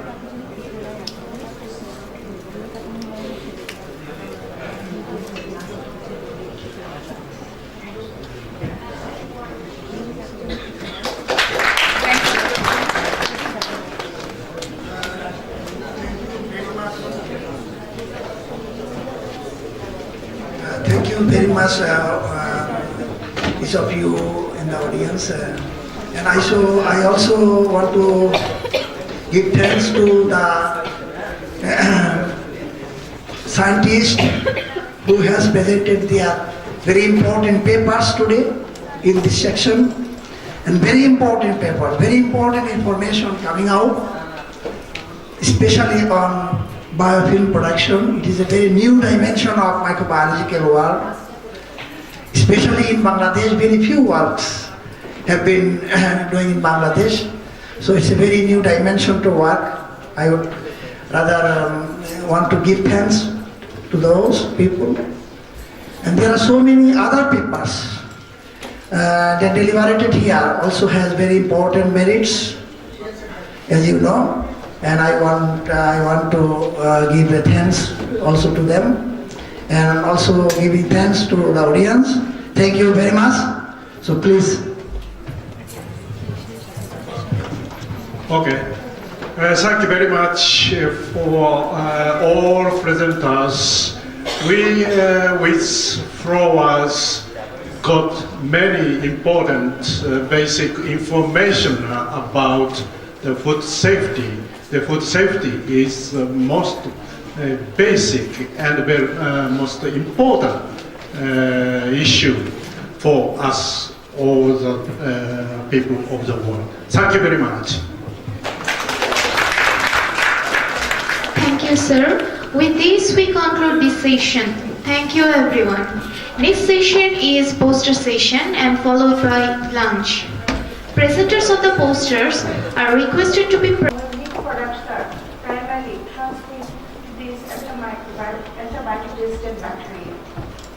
So in most of the developed countries, the meat and poultry production are very good quality, but still you cannot control fecal contamination. That's why it's a problem.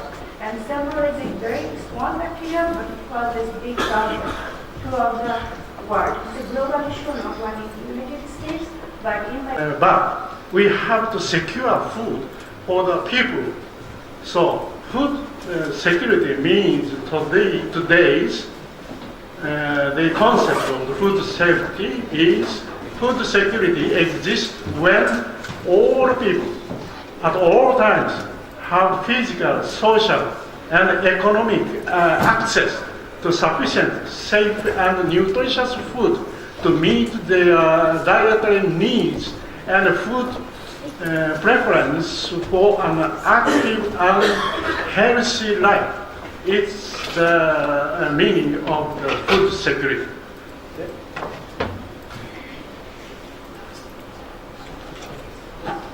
And so, the four pillars of food security are availability, access, utilization, and stability. It's very important, four pillars for food security.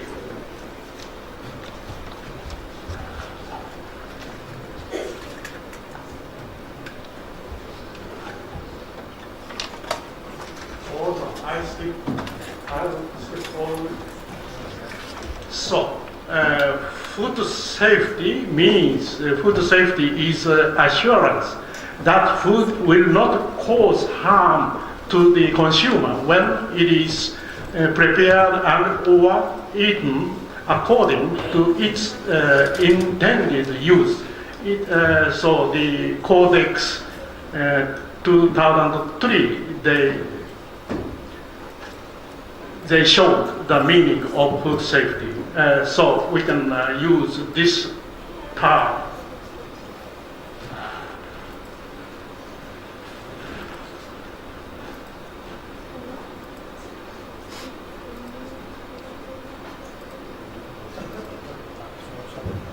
Yeah. So many problems we have so far. We scientists, food microbiologists, has to study hard to secure food to all peoples.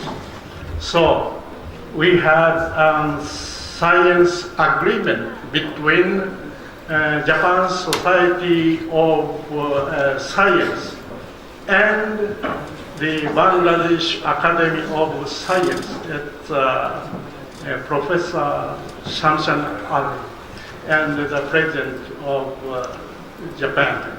And this is a Japan team. And here, and this is a Bangladesh team. I don't know, but I belong to the Bangladesh here. I'm not sure. But our collaboration started here. And since 2004, we held annually the Bangladesh-Japan Joint International Conference on Microbiology, Food, Health, and Environment. It started in 2004 at the Hotel Shonalgon.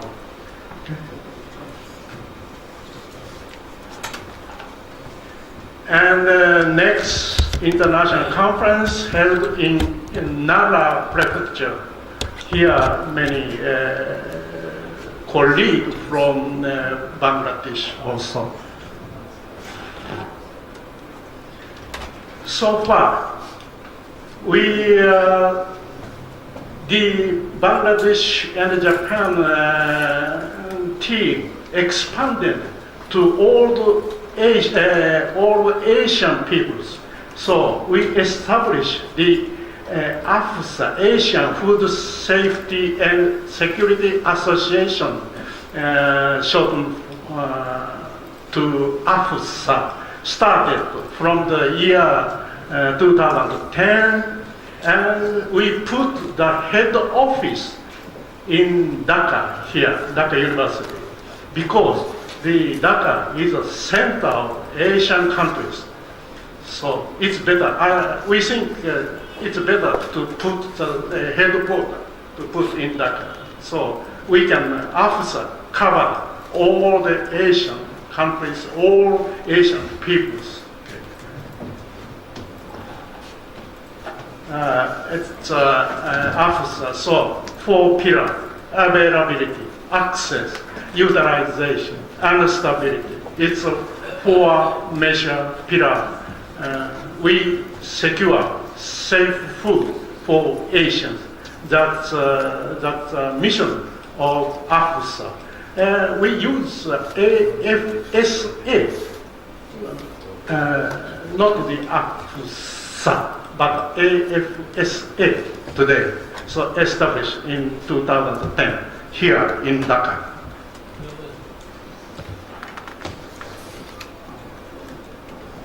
So you may refer the homepage of AFSA, please. So the first conference of AFSA was held in Osaka 2012. Over 30 participants from Asian countries in Osaka. And it's very important to summarize our activities. So it's abstract proceedings of the first AFSA conference. The Bangladesh Academy of Science issued this one, I think.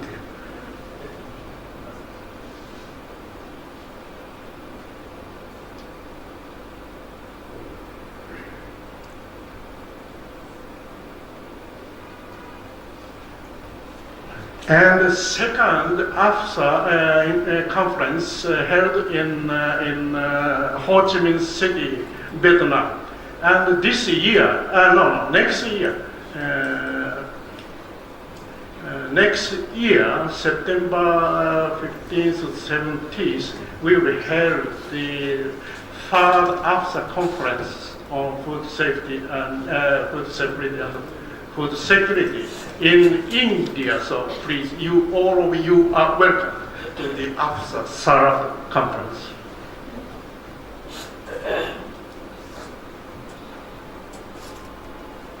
So, nice place to after meeting.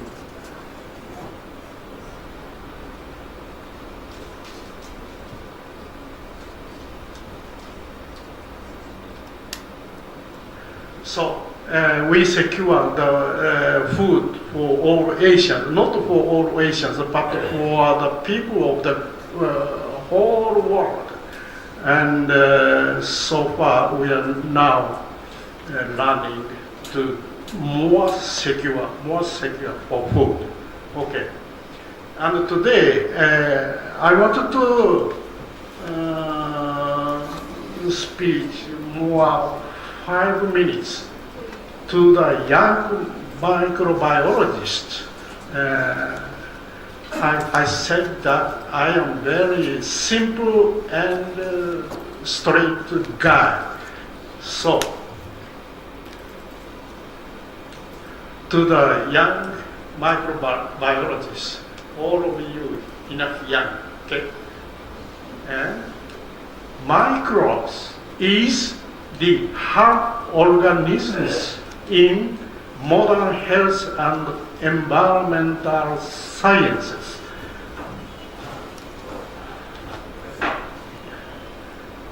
You shall realize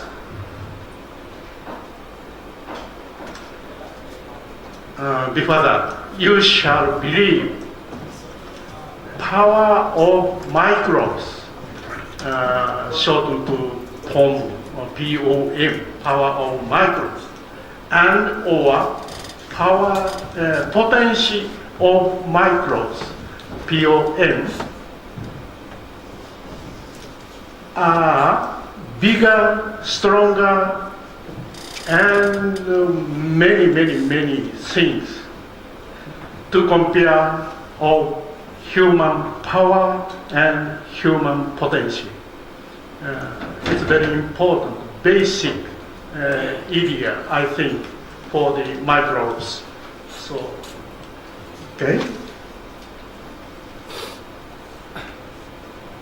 You shall realize power of microbes, potential of microbes, bring Nobel Prize to you. Poem, change you to millionaire. If you are millionaire, it changes to billionaire. Okay? And microbes also make your life fun and joy. It's my idea.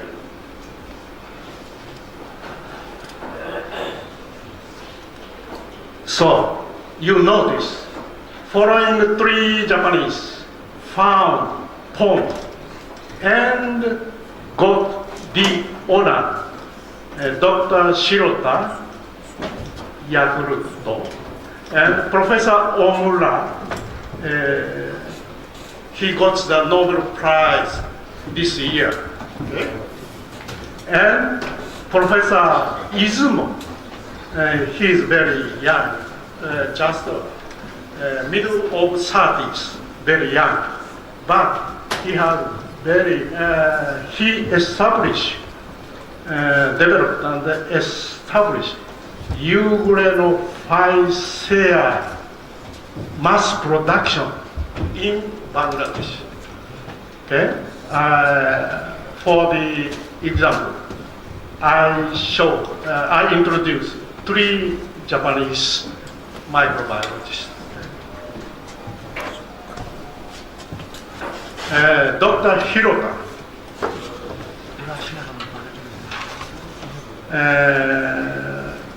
80 to 90 years ago, Dr. Shirota had reached the thought that healthy elderly might carry healthy microflora in their intestine. So then he visited many places in Gold Coast in Japan, and his team has discovered more than 25 new medicines from microbes isolated from natural environment. He saved many people of the world. So in African countries, no blight by the parasite nematode is prevented at all. Okay? And the third, okay, 2 minutes, okay. And Professor Izumo, please visit the Euglena.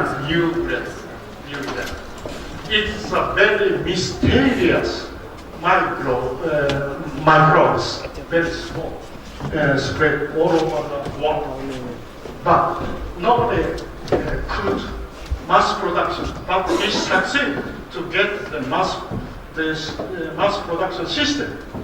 And he believed that Euglena secure healthy world to people, to all living things, and to natural environment. He believed that. He believed the pomp. He believed the power of microbes. His new project is fuel, produced by Euglena. I'm very interested in that. Okay. So, the next Nobel Prize winner and the next billionaire and next dream maker is you from PSM and after. Thank you very much for your attention.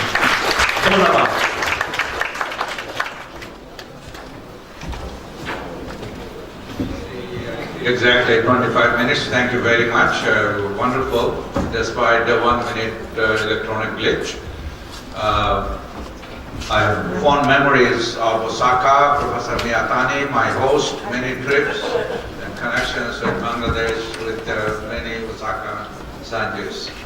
And Euglena, gradually as you remember, as you go in Bangladesh all over, ponds, red at one time of the day and green another time. That's Euglena, don't need microscope for that.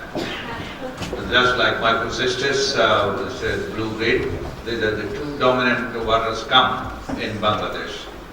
And of course, championships, all big games in the world, free distribution of indeed. I will now go to the next speaker because of stretch of time. Thank you very much.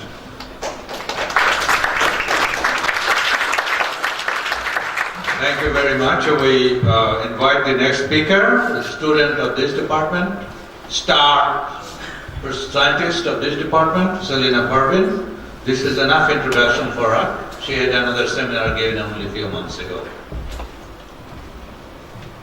Dr. Selina Parvin, our pride, and you have 25 minutes, please.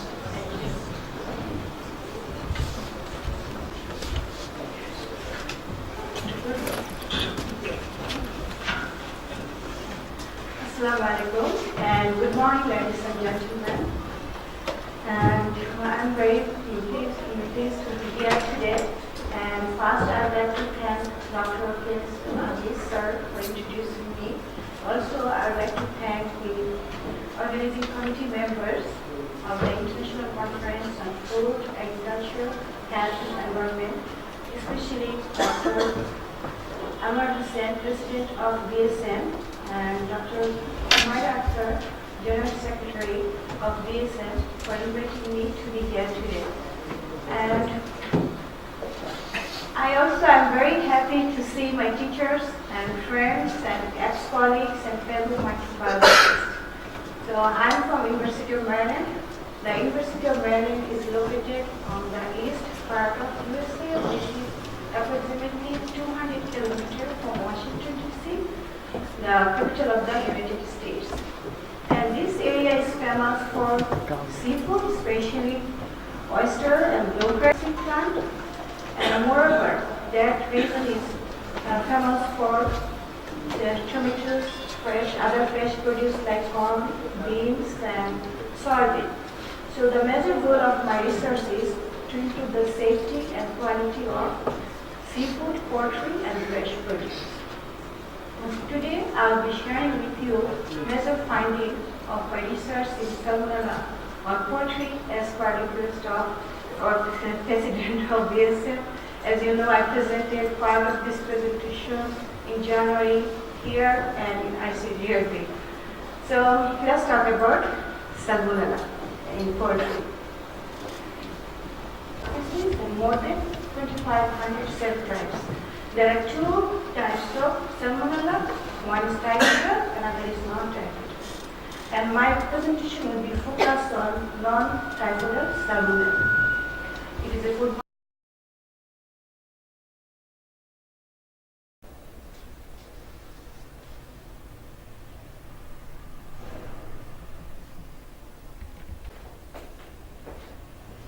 The chair to coordinate this session.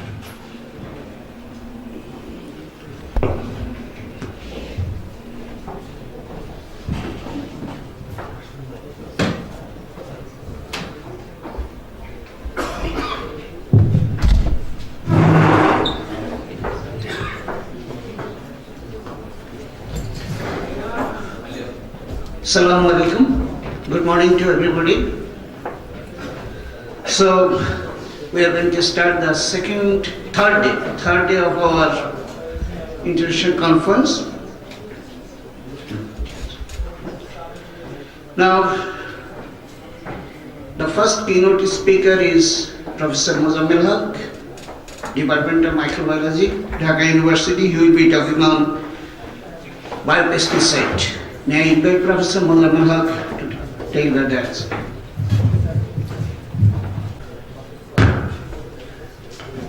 Bismillahirrahmanirrahim. Honorable Chairman of this session, Dear colleagues, ladies and gentlemen, Assalamu alaikum. First, of course, I must pay my thanks to the organizer who has made me one of the keynote speakers today. And also, I will appreciate the audience today, this morning. It is very comfortable when still we are under quilt. And our time in Bangladesh is very short, only month December and January. This morning when I was going to the prayer, then one of my colleagues, he was telling that nowadays I don't go for walking because I love to sleep in the morning. So I think that is the scenario. Yesterday the house was fully packed. I hope this room will be packed anyway. So we have to start, we have to maintain the time. In fact, we love greens. Everybody loves greens. Green biomass, green vegetables, all greens, green lives. We want to keep ourselves evergreen. So to do so, it's not that easy. And you are quite aware of the situation in Bangladesh in particular, that we are afraid of eating our foods, whether we are eating safe or unsafe, whether the food or consume we eat with carcinogenic compounds or so. We are always in confusion.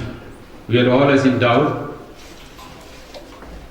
Yesterday, in the first session, we had a lecture and they gave special emphasis on food safety and security. And it is not the matter of yesterday, but it is one of the very hot issues throughout the world now to take food, safe food. So safe food concerns not only the food should be free from pathogenic microorganisms or any toxin, but also should be free from hazardous chemicals, carcinogenic chemicals. So today, that I am going to talk something related with the biopesticides. We love the word bio. I love especially the word bio. When something behind bio, it is very good word. Bio, biology, biotechnology, biofactories, bioresources. Finally, actually, all together we can make a strong bioeconomy. I have not heard any word of bioeconomy. It's time to think what is bioeconomy. Because biological system, biological resource, you can convert into value-added products. Over the years, in the last 40 years, Bangladesh, particularly agricultural research, has contributed a lot in our country to increase the grain products from 30,000 tons to 350,000 tons. So we appreciate the development of agricultural research, R&D, but still there are limitations, particularly in Bangladesh where we have got very land-people ratio is very, very low, and it is decreasing due to the urbanization, drought, and also due to loss of the produce. I understand that all we love these fruits, vegetables, greens, but unfortunately, this is the scenario that about 25% of the this type of vegetables and products annually, the annual loss. It is a report vegetable about around 25% yield loss due to only pest infestation in Bangladesh. So for that, to protect this, to control this, the prevalent system is mainly still, chemical spraying, and it is the chemical pesticides or insecticides. We get in the market, we get all very fresh, but we don't know how it is being produced. Every week, the pesticides the chemical spraying is there. Within 2 or 3 months to produce vegetables. So let us have a talk about the chemical pesticides and effect of pesticides. We know it is hazardous, even recalcitrant. It is not easily biodegradable by the soil microbes. Unfortunately, only 2% of the insecticides they reach the target pest. Only 2%. What we use is spray. Only 2% of the total pesticides are enough and reach to the target pest. And what others? They are around. They are in the environment. And finally, through irrigation, farming, and flooding, it results in bioaccumulation, biomagnification further. And then it affects, this is very important, the soil health, microbial flora in the soil. Because to produce any vegetables, any agricultural products, our soil has to be rich. All the microbes there in the soil, what they are doing? They are feeding, very important. We have to keep the microbes there, the natural microbes there. What is the condition about this? So it is affecting the microbial, the soil. And also finally fauna, fishes, and our health. And finally, these indiscriminate use of these pesticides also, they have got negative effects that the pests, they get resistant.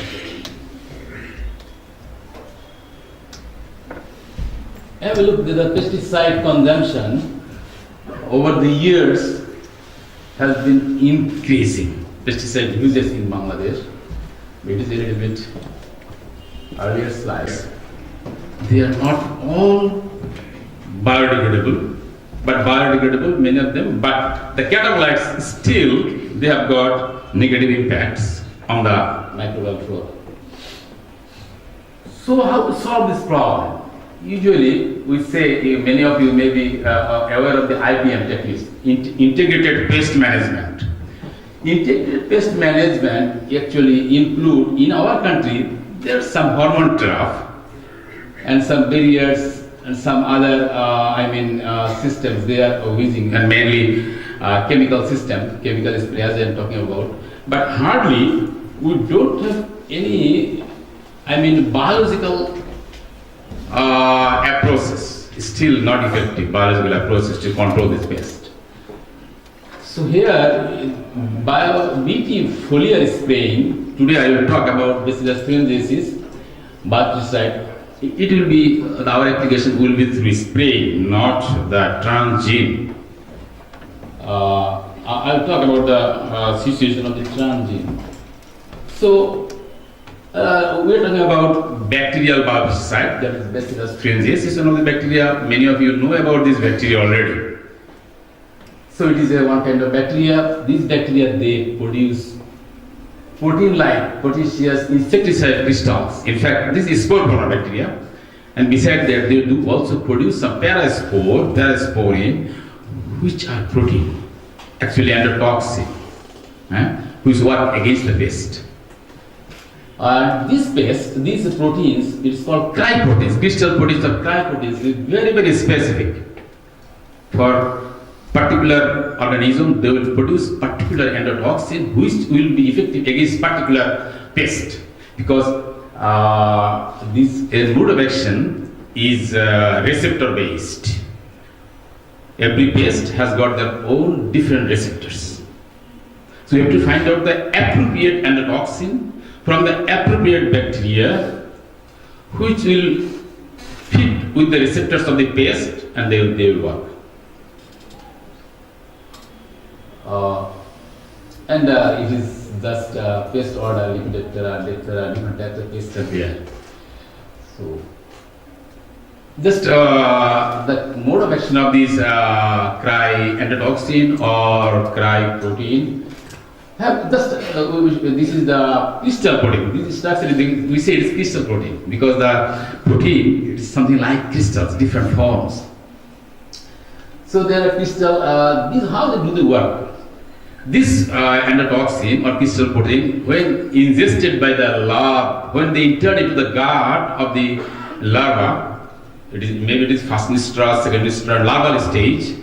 Then there will be and the guard of the paste is alkaline condition. Under alkaline conditions, the crystal protein they get solubilized. It is alkaline conditions, but there are many other things. They are not alkaline, but it is alkaline conditions which help to solubilize this protein, solubilization. Then guard there are proteases. They get cleavage in the guard.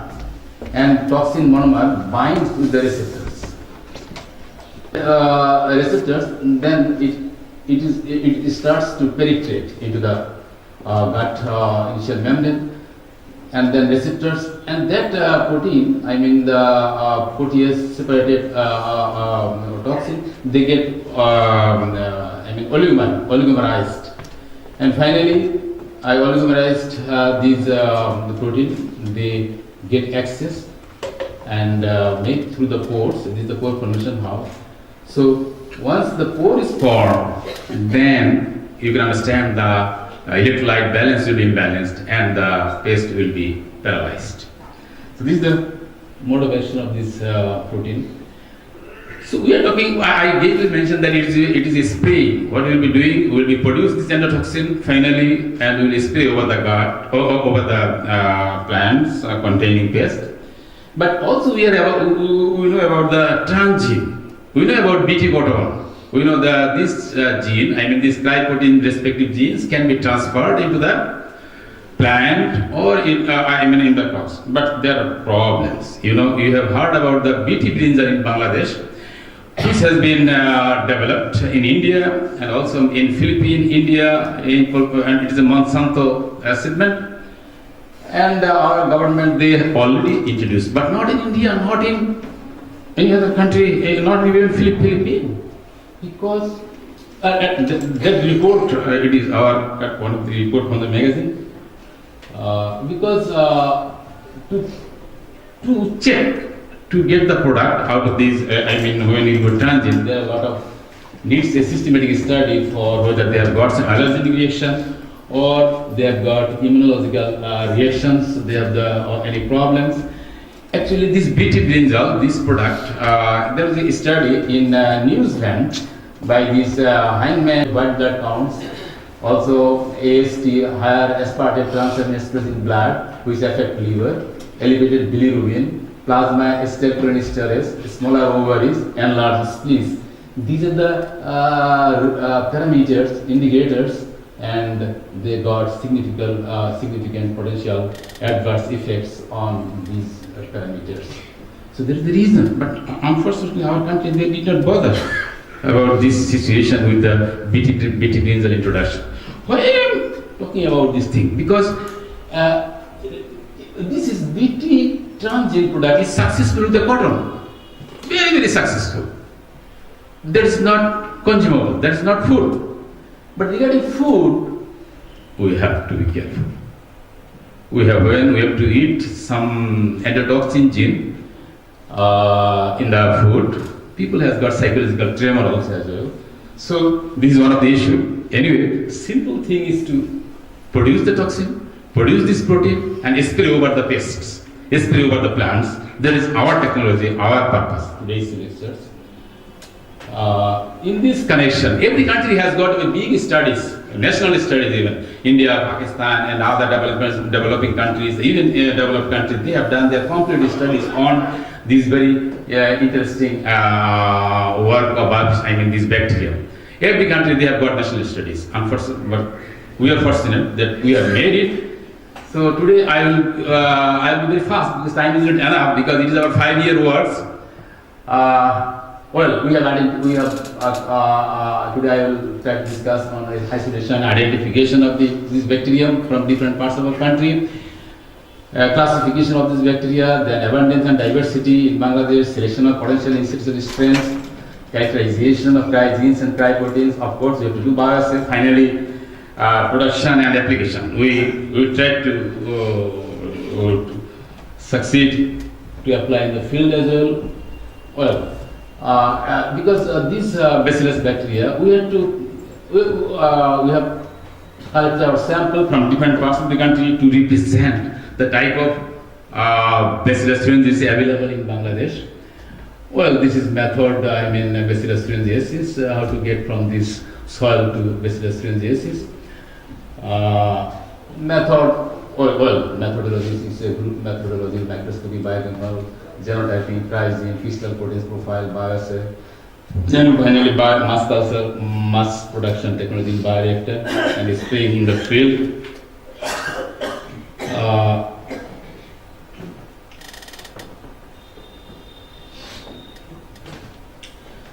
Actually, we have about more than 317 initial bacterial isolates we collected. Then we have to group them in. Bacillus thuringiensis, there are some they are hemolytic and some they are non-hemolytic. So if you group them, and also we have grouped them into 16 groups. These are known groups. Can be done by biochemical indicators, esculin, salicin, lecithinase, and sucrose.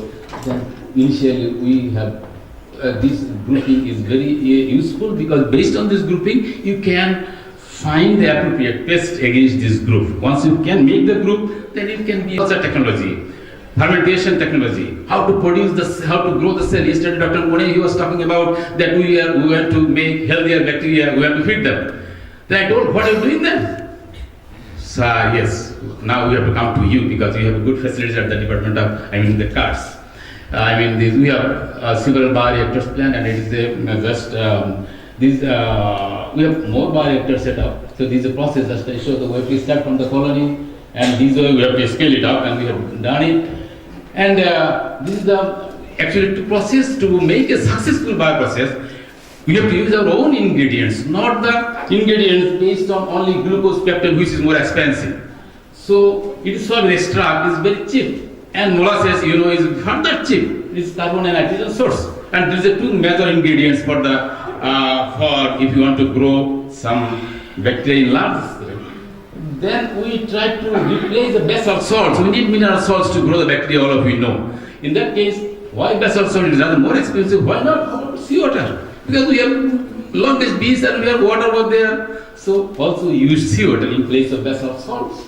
And there are some problem protease, endogenous protease activity. In that case, we use ammonium sulfate. And this gives two results. One, they can inhibit the protease activity. Which protease activity means protease degrades endotoxin itself. So we have to control that.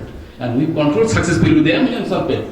This is rather expensive. This one is cheaper. And ammonium sulfate is further giving the nitrogen to the medium. So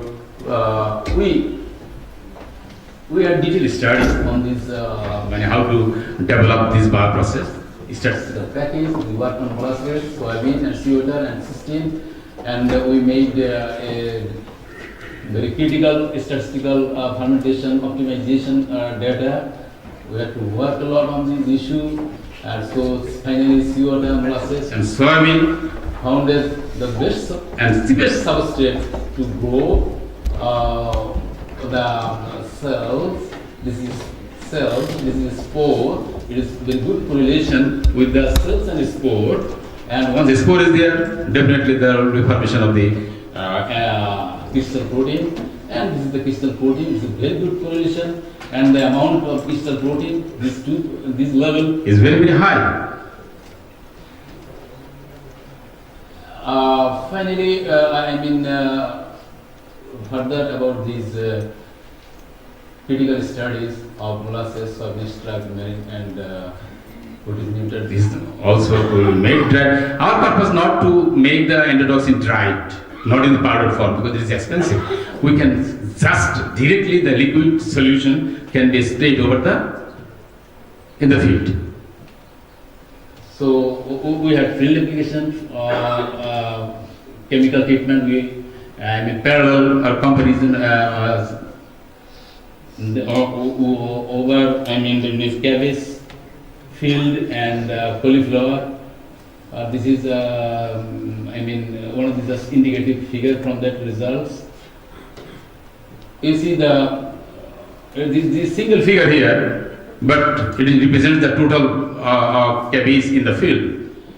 So untreated cauliflower control. This is chemical, and this is also BT biopesticide, so it is comparable. So we can replace probably. We are very hopeful, we are very happy that we can extend further our work.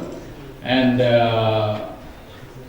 this is the cabbage and cauliflower results that you see the control. And finally, the control situation is very, even 25% yield. And it is similar in both cases. So the BT pesticides, they control the caterpillar type of infestations on, the cabbage and cauliflower, very successfully. Well, further, if their weight basis, further calculation, and it is understandable, so I can go faster because it is in the tea garden, Organic farming, tea is also very important. They are also using, we had also applied on the tea garden, Kazi and Kazi company in Rong, and they are using, actually they are producing organic farming product. So they want to, so they checked our BT, these BT preparations, and they compared with the neem and garlic formulation, and also there we got very successful results with BT.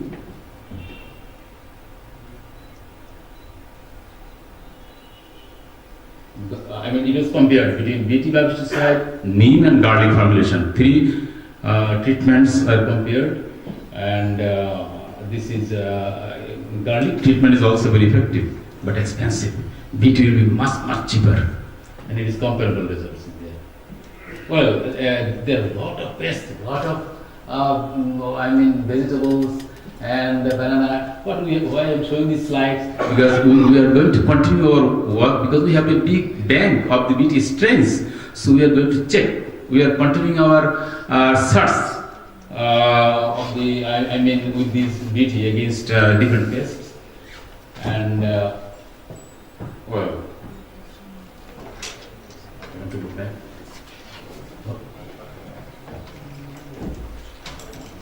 Well, some of our publications in different journals. As I told you, we have a good BT bank now, 270 BT strains, and with different types of genes. So we can manipulate now which BT strains with this combination of genes will work against which kind of pest. Now we have a map, we have data, we have bioinformatics as we talk. We have this resource now, so mass production technology is also developed. What next then? I must pay thanks to our researchers. Except 2 here, all are masters students, they worked in this project.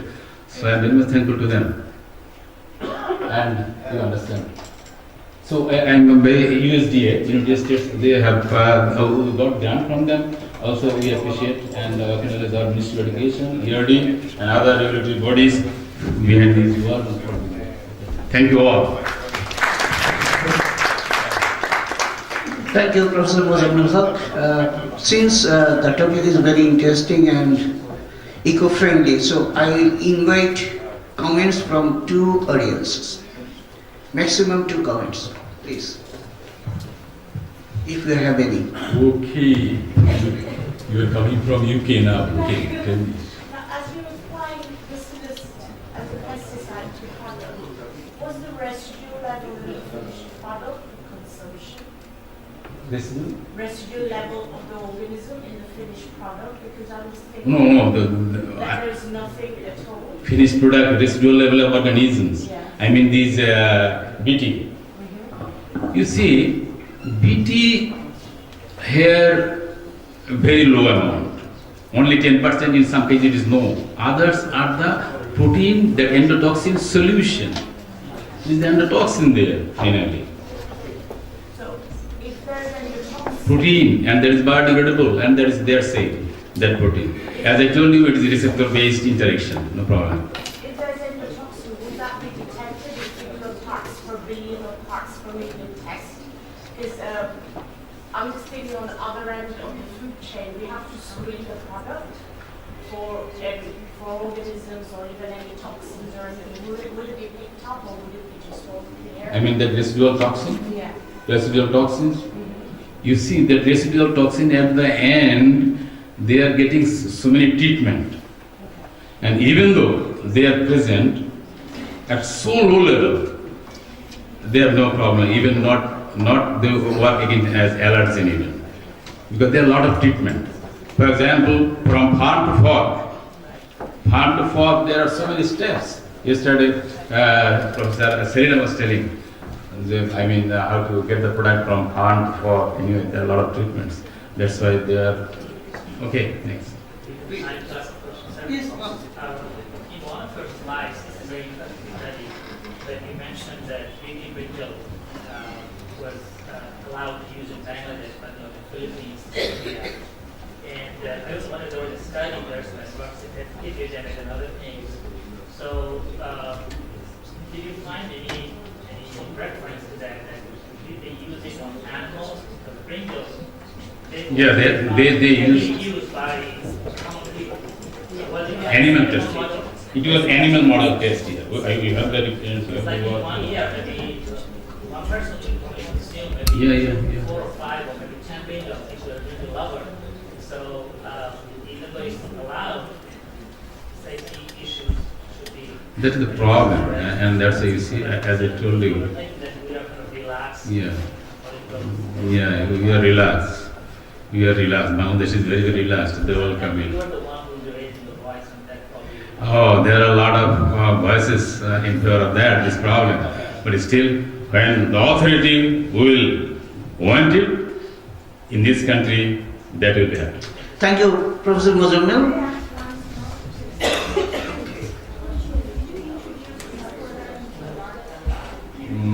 Hopefully, inshallah, not here.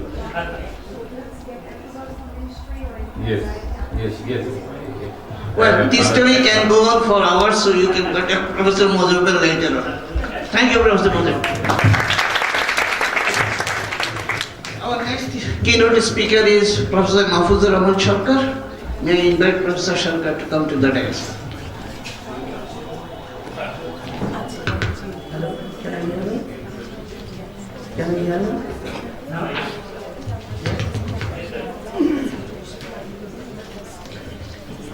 Okay, good morning. And when I was in the audience, I thought that it would have been good that Budhaman sir can continue my time, because that was a very interesting topic that he discussed, because that is the fit with the title, the benefit of the society. The topic I am talking today is not the benefit for the society, it's actually a problem for the society. So I am giving you the problem, and that problem is the big problem for us for the food safety aspect. So it's a challenge. You can see the challenge of C-Perfringens sport. Although Muhammad talked about sport, but he never said about how sport make, how bacteria produce the sport, and what's the benefit or what's the problem of the sport. So, as you can see, I came from Oregon State University, and I have been there for 18 years now, and I'm working this challenge for last 18 years. And still I am in the challenge. I am in the challenge situation. So where I am located, actually, many people ask me, where is Oregon? And this is actually Oregon, you can see, and most of the time I have to say that I am on top of the California, because people know California and New York. So,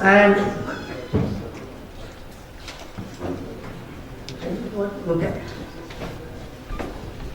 So it's a C-Perfringens organism actually that I'm working on, and this is an organism that grounds out the anaerobic bacteria, and it's a spore former, and it is ubiquitous. It's found everywhere in the soil and in the environment.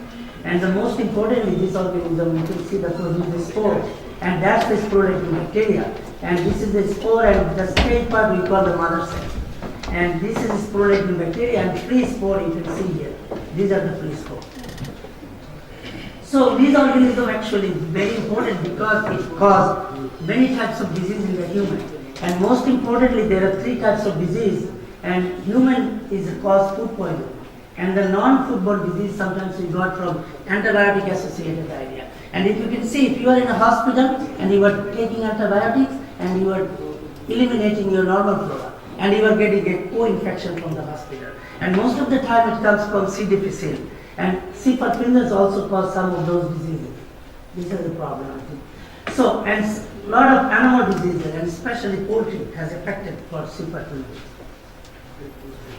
So this is an sporulation cycle, and this is just a cartoon model. I think in Bacillus people spent 30 years to understand this sporulation process. And it's a very simplified way, and this bacteria can grow in a vegetative condition, and it can grow in any nutrient condition, any nutrient medium. However, if it has an environmental stress, for example, nutritional depletion and some stress condition, it goes to the sporulation, and it goes to the asymmetric division. And it's actually, you can say, pre-spore forming, cell in a cell, and engulfment by the cell wall, and then peptidoglycan cortex assembly. Finally, cortex maturation, and then at the end of the cycle, it lies. So it just lies, and then free spore comes up. And when it is free spore, it's actually dormant particle. It has nothing to do with the pathogenesis. It has like particle forever in the environment. And you know that anthrax spore can survive millions of years, and you know that there was an anthrax epidemic in Bangladesh in one time.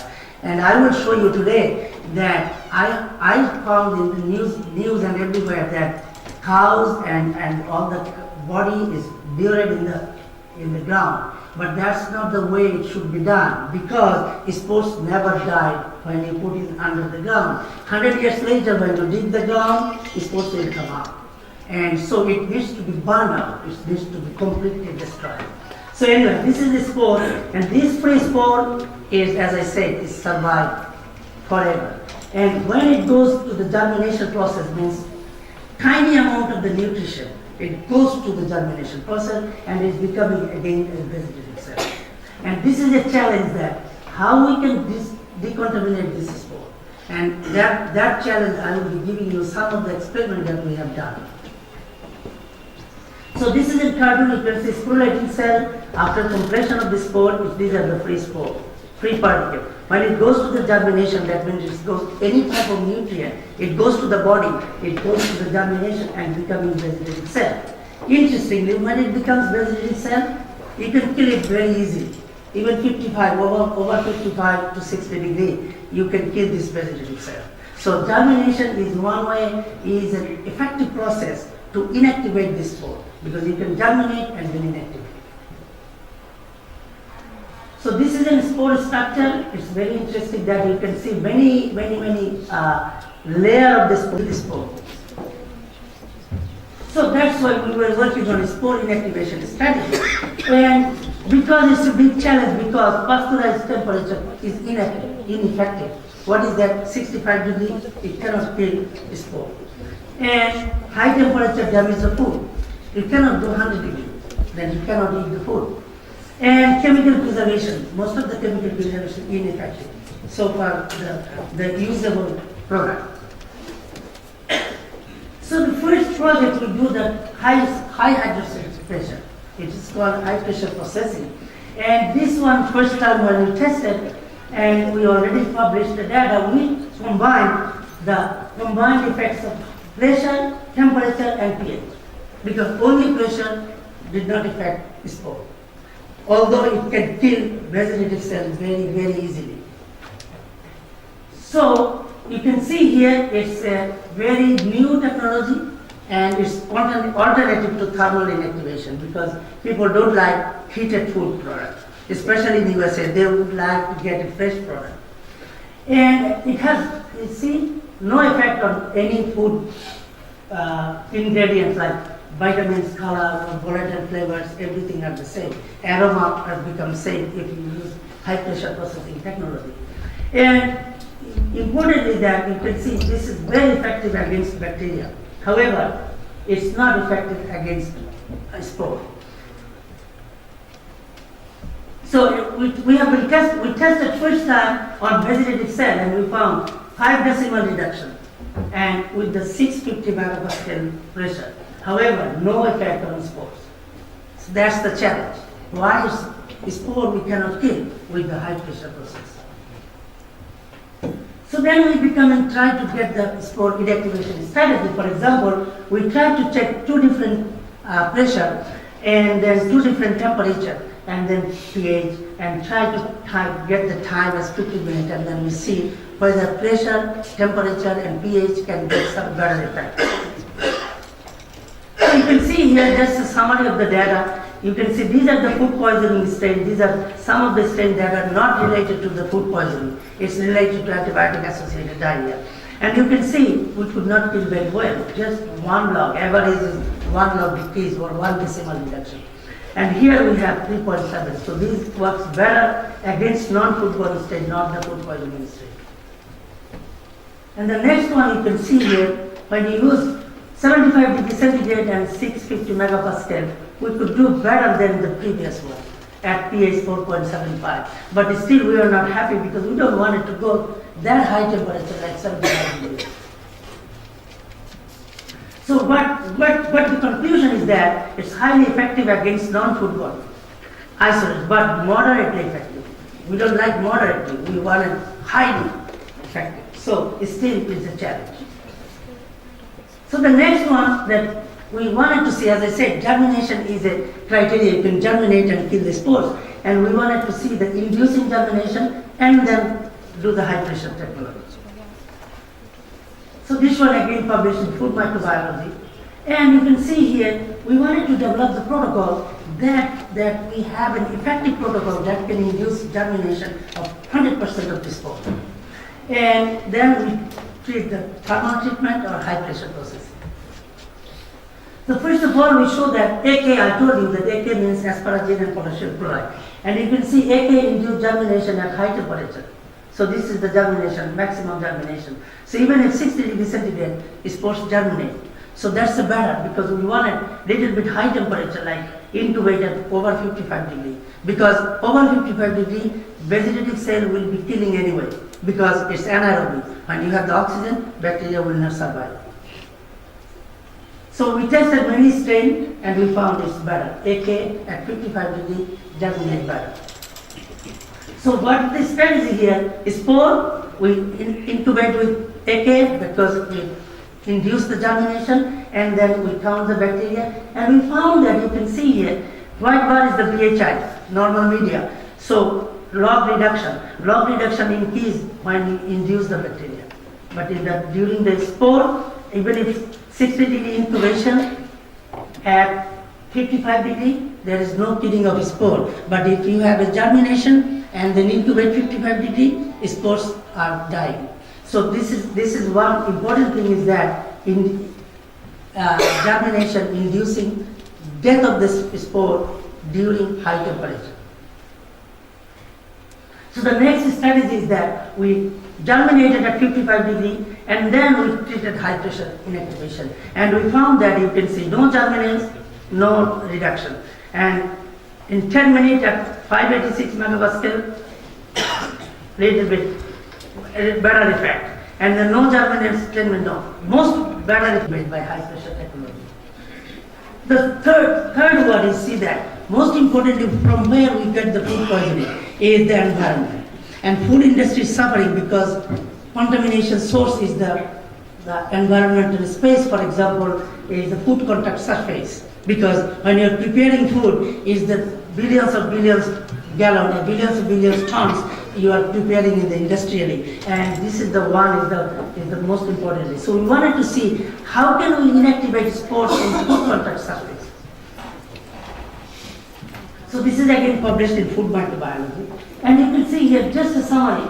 We tried to kill the spores by using some disinfectants. So we tried with ethanol, it didn't work. Ethanol is usually we use to kill vegetative cells, E. coli or any other, even bacillus. However, in this set we use the quaternary ammonium compound. These are the compounds people used for the industrially to decontaminate the surface. And we tried to do that and we found that one spore like the food poisoning strain, it decreased only about 3 logs when you did the germinate and use the ammonium compounds. And you can see this is the only about 3 logs. However, when you iodophore, there is iodine-based sanitizer, and again, it gives a better way, like more than 5 log decrease. This is very interesting. And iodophore, these are the chemicals what we are using is consumable. You can even, it's not toxic. non-corrosive. And the next one, you can see the deconspore, and this is giving a very good, both as iodophore and deconspore are effective. And we are now trying to develop this better way, like for example, we are trying to improve the germination conditions more better so that we can germinate spores of 100%. And then we evaluate decontamination protocol and more better fruit contact surfaces. In our experiment, we use only stainless steel surfaces. Most of the time, stainless steel surfaces is the food industry surface. So, and then also validate the effectiveness. So the take-home message is that that much more needs to be done to get the effective strategy to inactivate the spore. And that is our challenge, and maybe in a couple of years later, I might come back and give the better strategy. So, thanks to my lab, these are my people working, and you know that somebody might know him, the Prabhat Talukdar, and he is working in my lab, and all others, and these are from Saudi Arabia, Thailand, and she's from Bangladesh. And so funding from Department of Defense, and finally, questions.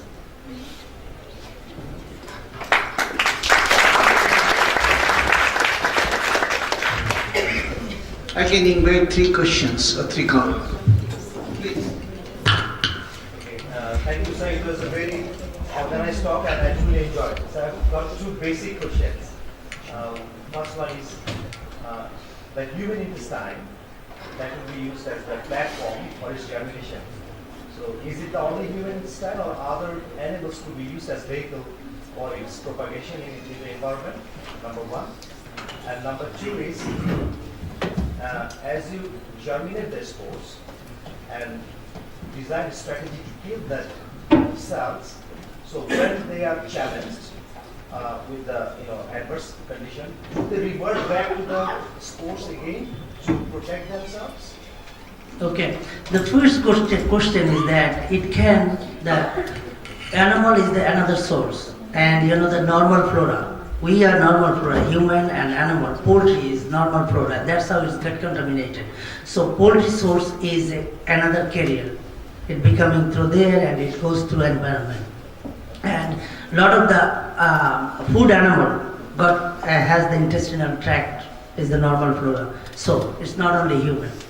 And the second question is that if we germinate, it cannot go back to spore. It's non-reversible. It's one-way traffic. It goes to that vegetative cell. It can come back 20 hours later if it grow continuously. But unless, for example, if you put a nutrient like within 30 minutes, if it goes to the vegetative cell, it will go to all the way until the cell cycle finish. It cannot come back quickly. Is it the answer is right? Yes. My first question is about our food safety and our slaughter house and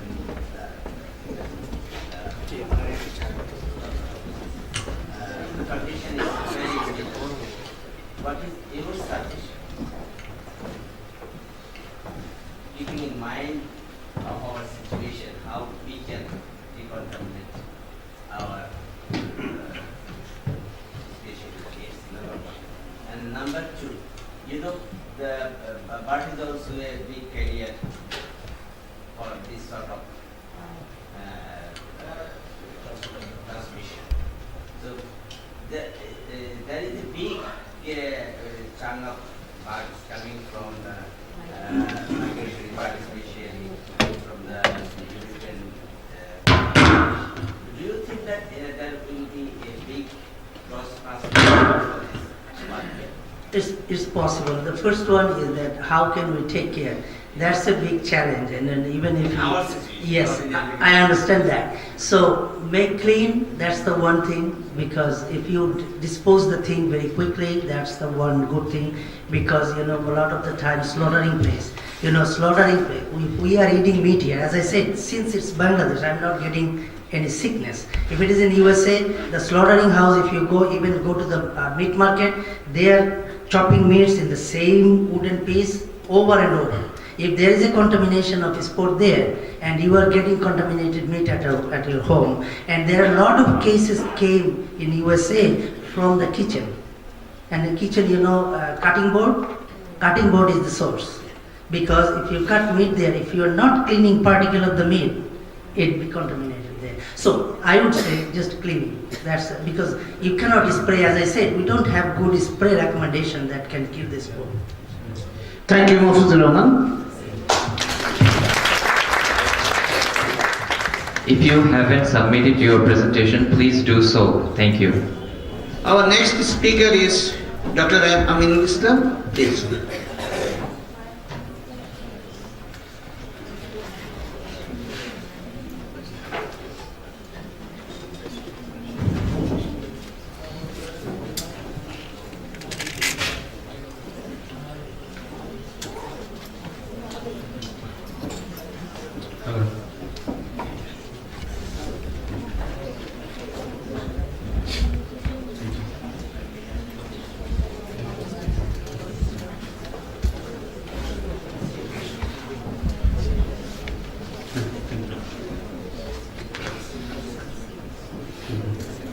Respected Chair of the session, distinguished audiences, good morning and Assalamu alaikum.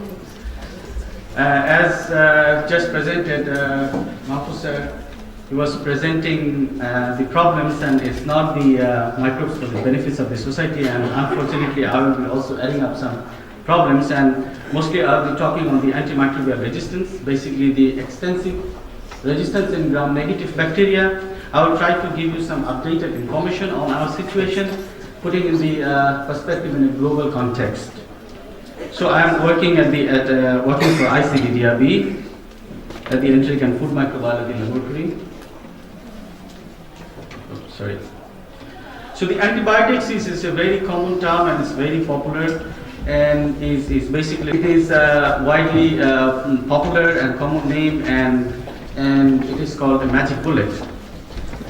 And basically this magic bullet term was first coined by many years ago in 1900, in the year 1900 by a German scientist and physician named Paul Ehrlich, to refer to his discovery, the first chemotherapeutic drug Salvarsan, and that he used for the treatment of syphilis.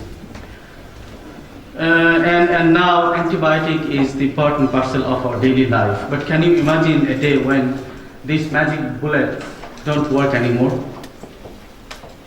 The antibiotics that we depend upon for everything like the skin and ear infections to the life-threatening bloodstream infections could no longer work. And unfortunately the threat of the untreatable infections is very real.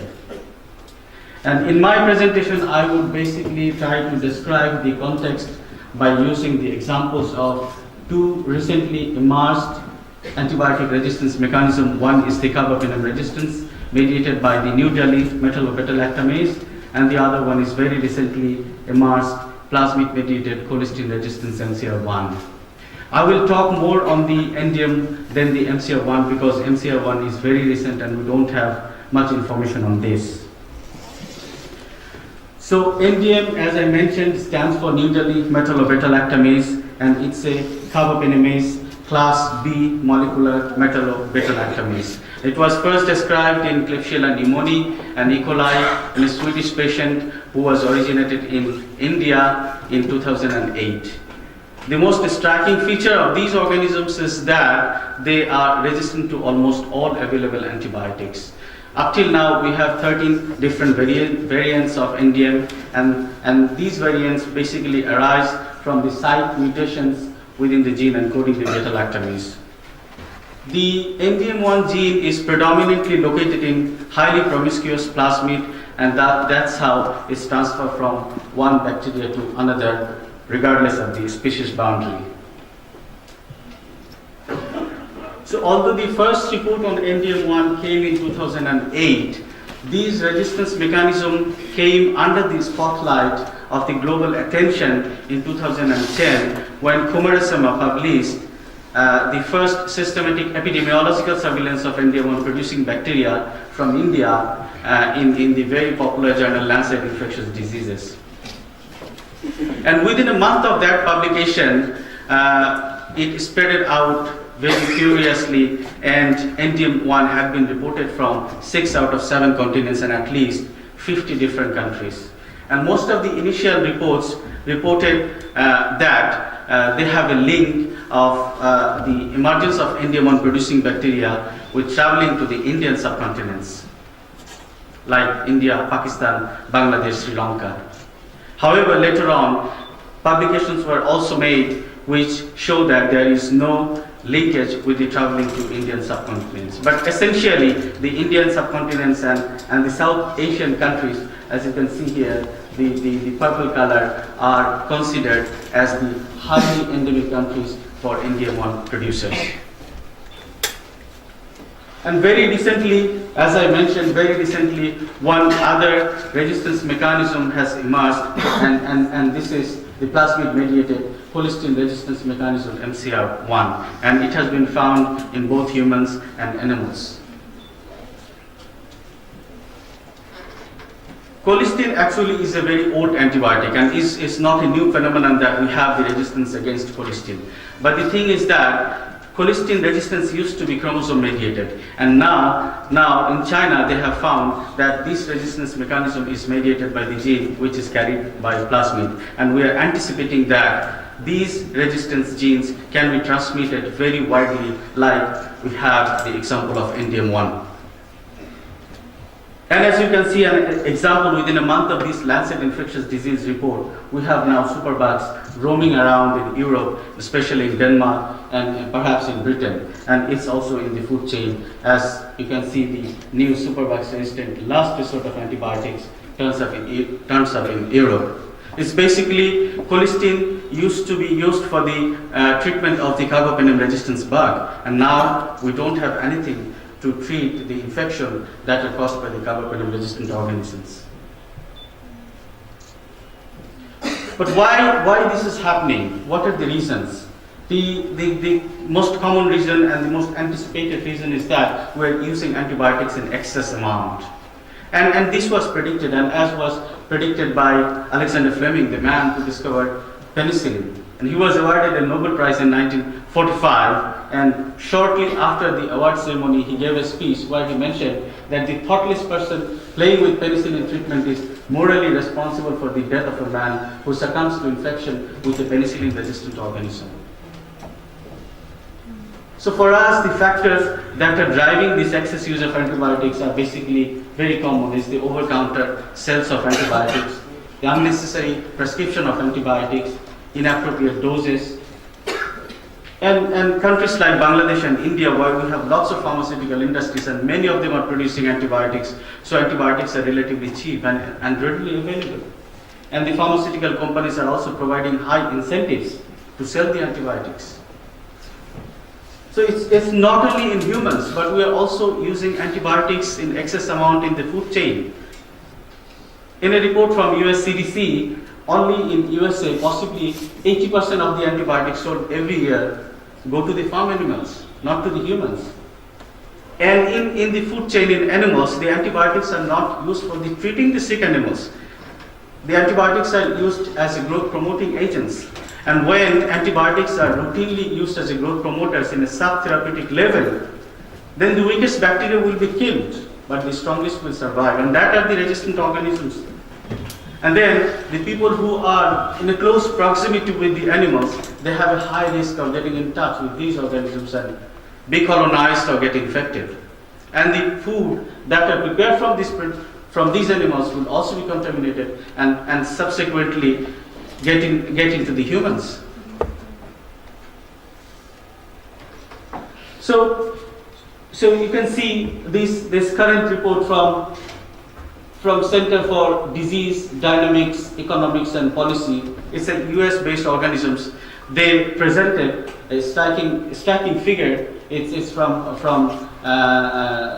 the Food and Drug Administration of the United States.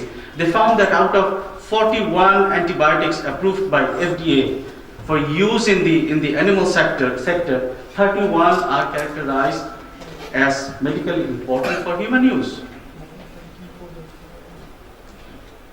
And on top of the excess use of antibiotics in both humans and in the food chain, we have a lack of investment in discovering the new antimicrobial agents.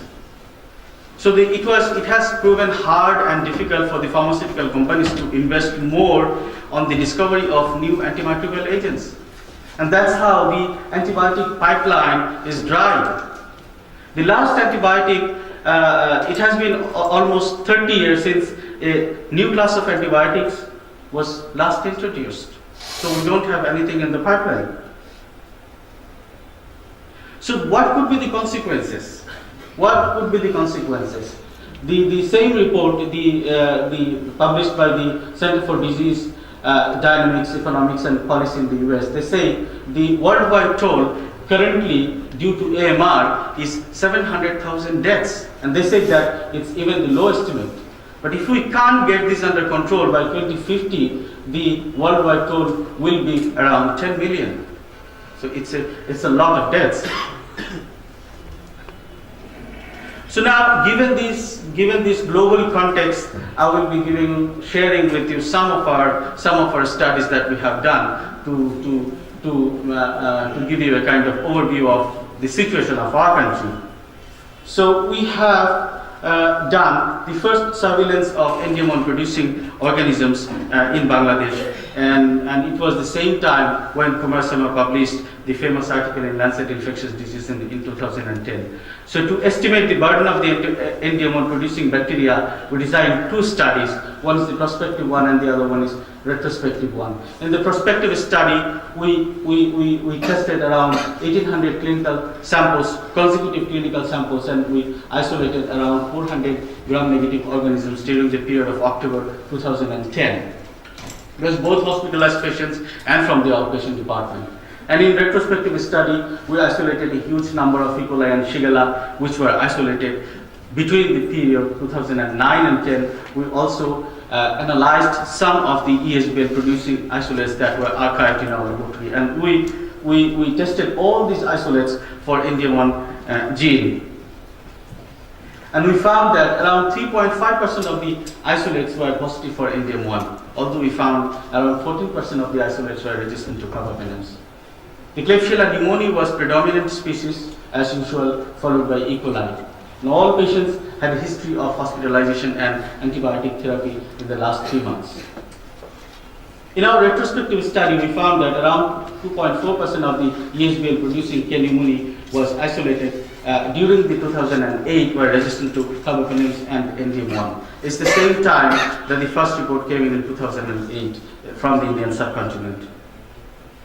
So although we tested a lot of E. coli and Shigella, but we really didn't test these two samples. So we planned another study to see the fecal carriers of these bacteria among patients with diarrhea in Bangladesh. So we tested 100 consecutive stool samples from patients with diarrhea, and some of them were from the outpatient and some of them were from the hospitalized patients that were enrolled in our routine surveillance system. And this time we screened all these stool samples by using a chromogenic rate which is selective for the carbapenem antibiotics, carbapenem resistant bugs.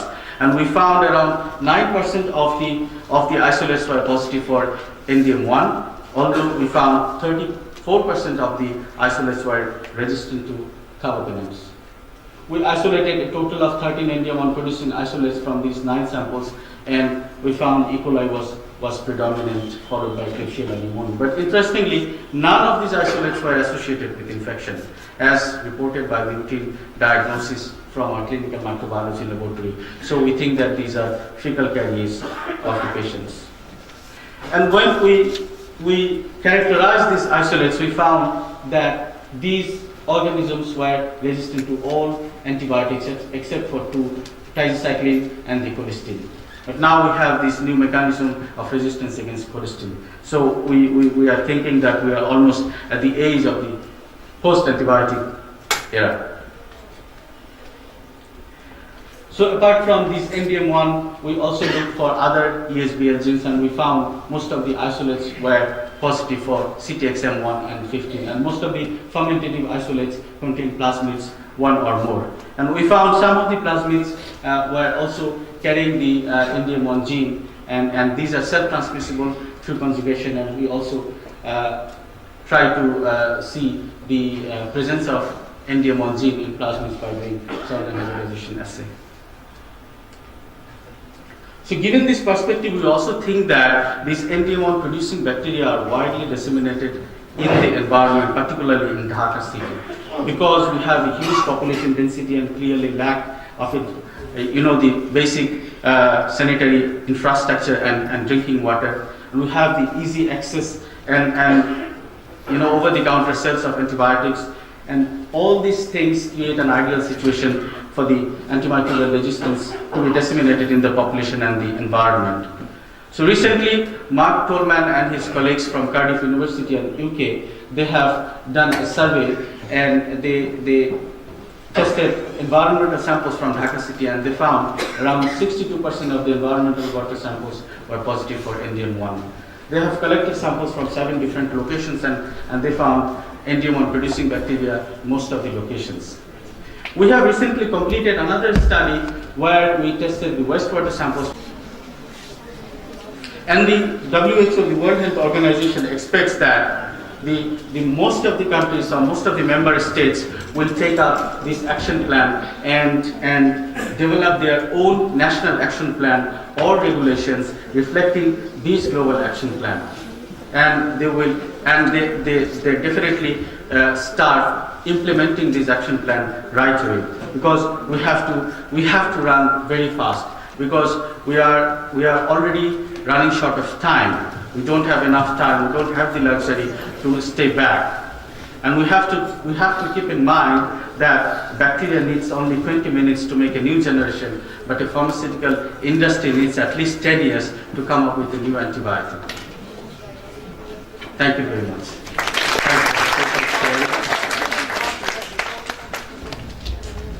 Our time is running out. We are also running short of time because we started late. But still I will invite 2 comments, because what Dr. Aminul Islam is saying, we are in a deep soup. Because anybody can go to the Chankarpol and buy 2 antibiotic tablet and swallow it, because there is no restriction and there is no awareness, and this is the consequence. So please, try to help. Yes. Actually, we had more problem than the buying antibiotic from a pharmacy. But the major problem, what I feel from my research point of view, you see, in Bangladesh, only in Dhaka, we have more than 3,000 clinics. More than 3,000, small, big, and everything. All these clinics, they just throw their wastewater, throw the drain to the river. And this water is again we are recycling for the production of our vegetable produce, water, and at the same time our produce is all the time is watering with this contaminated.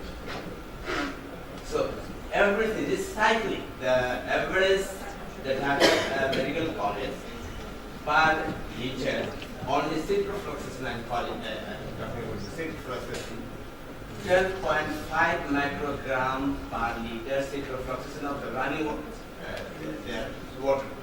So you can consider this one. Chittagong Medical College is in the assessment is 2012. They just drain off about half a ton antibiotics per year to the environment. So think about why we are doing. That's the problem. Well, thank you very much. Actually, very interesting. And we are afraid of. Even the best hospitals, our students they surveyed, garden, they have treatment that when our students survey that place is dry, was dry. The best pharmaceutical in one of the best pharmaceutical insect. When I was visiting in such a planet, but all of a sudden, because I was visiting for another reason, all of a sudden I thought that because I am working on that, I can see their treatment, wastewater treatment plant. I found the plant was right. So you think about how the wastewater is going out from our this big industry. My observation about the control of the waste, I mean, indiscriminate or misuse part, has stimulated by overproduction. Number one, that's what I tell. What happened to the people when I was visiting, I mean, 6 months back in Vietnam?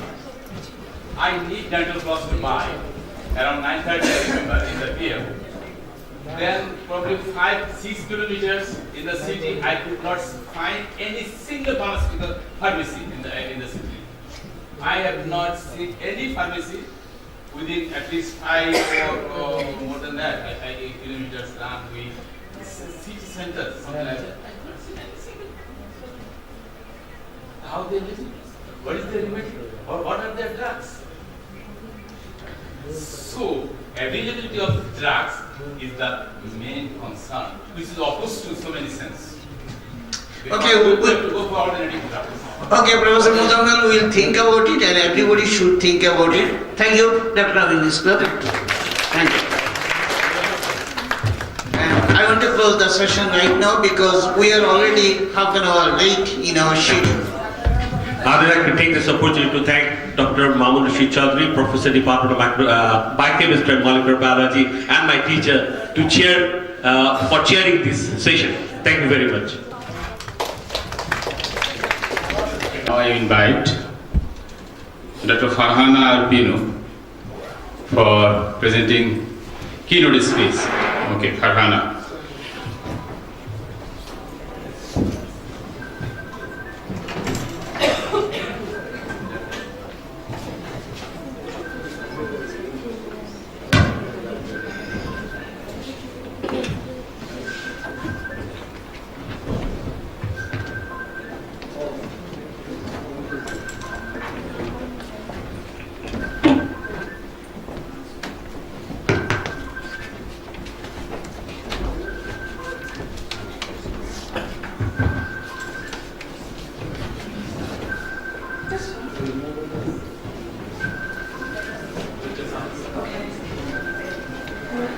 Good morning, everyone. Thank you, sir, for introducing me. Just to tell you who I am. So I came all the way from New Zealand. At this moment, I'm on my holidays, but I thought, okay, there is a conference organized by Bangladesh Society of Microbiologists, so let's go and talk there about metabolomics. So before I start my talk, just to know the audience, I would like to know that if you have heard this term, I do know this is the time of information, everyone knows about it, most probably. So have you heard about metabolomics? No? Okay, so I will take you through it, and today I am research, but what I'm going to focus today is food safety, because I think food safety is for all the countries around the world is very important and highly prioritized, especially from where I'm working there, and their food safety is the first priority. I just started my lab and I'm focusing on food safety. Previously I have worked on fermentation and microbial metabolomics, but I'm just taking my niche to further to the food safety that I can also apply here in Bangladesh. So this is the outline of my today's talk. I do know that the time is very, with 25 minutes I have to finish it. If you have any questions, please feel free to ask me when I finish. I'll try to cover all these aspects, but all the stuff highlighted in red is my talk will be focused on that. There are different areas where we can use metabolomics, but I think for us, for this conference, most relevant is microbiological safety of food. So before the first half of my talk would be like just introducing you what is metabolomics and how we can use it and how we use this technique. And later on, I will show you different examples through which you will get an idea that how we can apply it here. So before I start, it's like omics technologies. I think you all know that during the 1990s when the Human Genome Project started, that time there was a wave of omics, like data generation, like genomics and proteomics, transcriptomics, and now metabolomics. All this together, when we apply all this technique together, we just call it system biology. It's just like a computational and modeling approach to combine a system-wide approach of a cell. It can be any kind of cells. So all this field together, we're saying it's system biology, and metabolomics is one of the most recent approach in omics. So we call it the like most recent introduction. So what is metabolomics? As you can see here, that what we do here, we analyze all the metabolites present in this system. But when it has been defined, they try to say all, but I think we can't do it. There is no technique available at this moment that can do all the metabolites. So we are actually going back to as many metabolites as possible. All right, so it is an unbiased and non-targeted approach. We call it holistic because we try to get whatever is there in a sample, every single pig in the sample. So it can lead towards new discoveries and novel metabolites. As it is untargeted, we're not targeting in the beginning, so we are looking at everything there. So therefore, there is a big chance that you may discover lots of new stuff in there. And it is a question and data-driven approach. I will explain it in next slide. And then to talk about some history of metabolomics, it's very recent, as I say. This term was introduced in 1998, and the Metabolomics Society was founded in 2004. And first draft of Human Metabolome was completed in 2007, so it's just not even 10 years. But within this time, we have seen that there is so much data available at this moment, and that is a big challenge for us as well, because we don't have enough statistical or bioinformatics tool to handle this data. It's the problem of all the omics technologies, not only metabolomics. So the pyramid of life, if we look at all the diversity due to the environmental influence, if you see here in genomics, we are dealing with 25,000 genes approximately. There are a lot of more new genes are coming forward, but it was 2010 around that time. And proteomics, we are dealing with 7,500 enzymes. On the other hand, metabolomics, we are looking at around 1,000 chemicals. This is when you consider environmental influence. But what about diversity? If you look at diversity, then metabolomics is in the top, because there are so many different types of chemicals, different polarity, different kind of other chemical properties. Whereas proteomics is dealing with 20 amino acids and genomics is only 4. So now the metabolomics, as I say, that is a hypothesis generating tool. So now why I'm saying it, because in conventional research, what we do, that we have a hypothesis that we design an experiment, generate data to prove that or disprove that hypothesis. But metabolomics is little bit from the other way around. Here what we do, we just have a research questions and we don't know what to do with that question. Then we generate lots of data. And then we design an appropriate experimental experiment to get those data. We generate those data using different analytical approaches. I will talk about that as well. And then those data, when we analyze them, that gives us some hypothesis, like what can be in that experiment and what can answer our questions.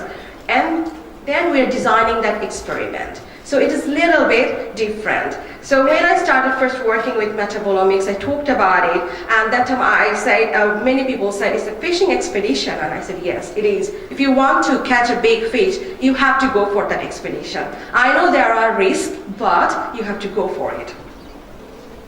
So this is what I'm talking about now, the metabolites. I believe that everyone has idea about metabolites, but still I'm just showing you very rapidly what is it. So metabolites are the most downstream product of the cell. If you see when you're looking at genomics, data, DNA, so you can only see the potential of a cell. And when you look at the RNA, you can say where they're going, what can happen, what may happen. And when you look at proteins, where that time you got to know what actually makes it happen.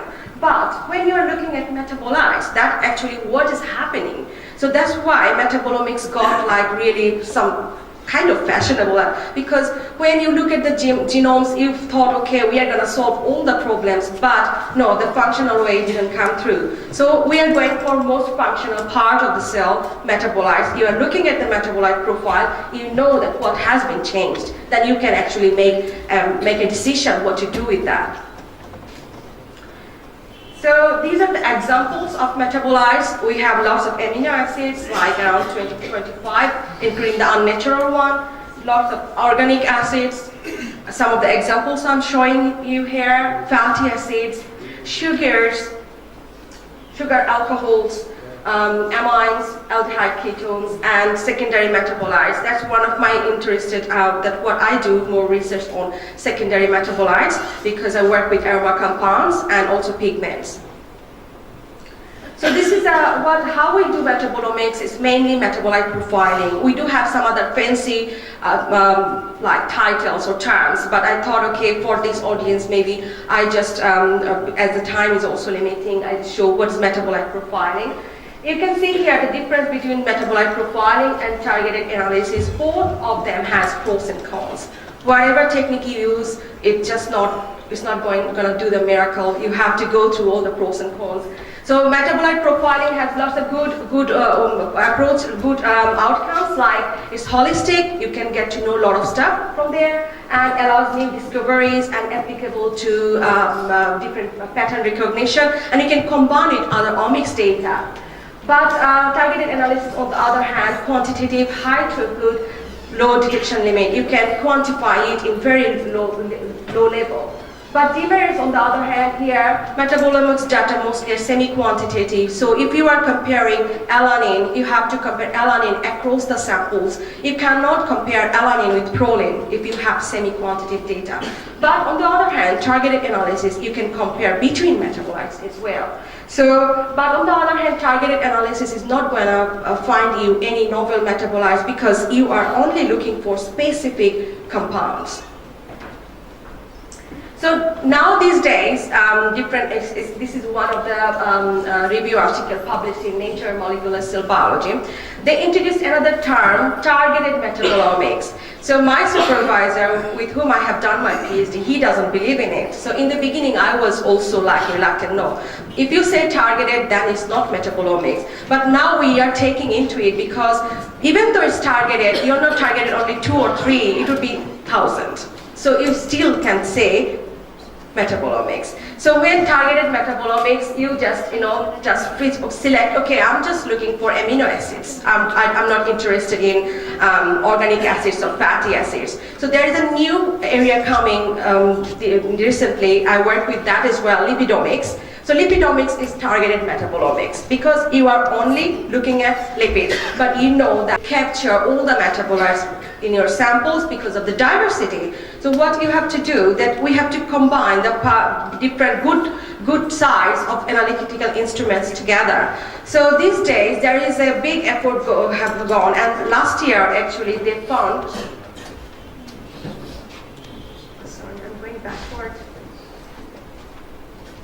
So now they have combined MS and NMR together. So what it is doing now it's becoming like, now you can actually look for lots of more metabolites together, because MS has that strong positive side, is highly sensitive and good resolution. On the other hand, NMR is highly reproducible. So what if we combine the power together like Captain Planet, like you are combining all the power together, then you can do a miracle. This is not doing a miracle yet, still in experimental stage, but it's developing very rapidly, and in near future, most probably in 10 years, we'll have an analytical instrument that we can just take a cell and we know that what is in there, all the metabolites in that sample.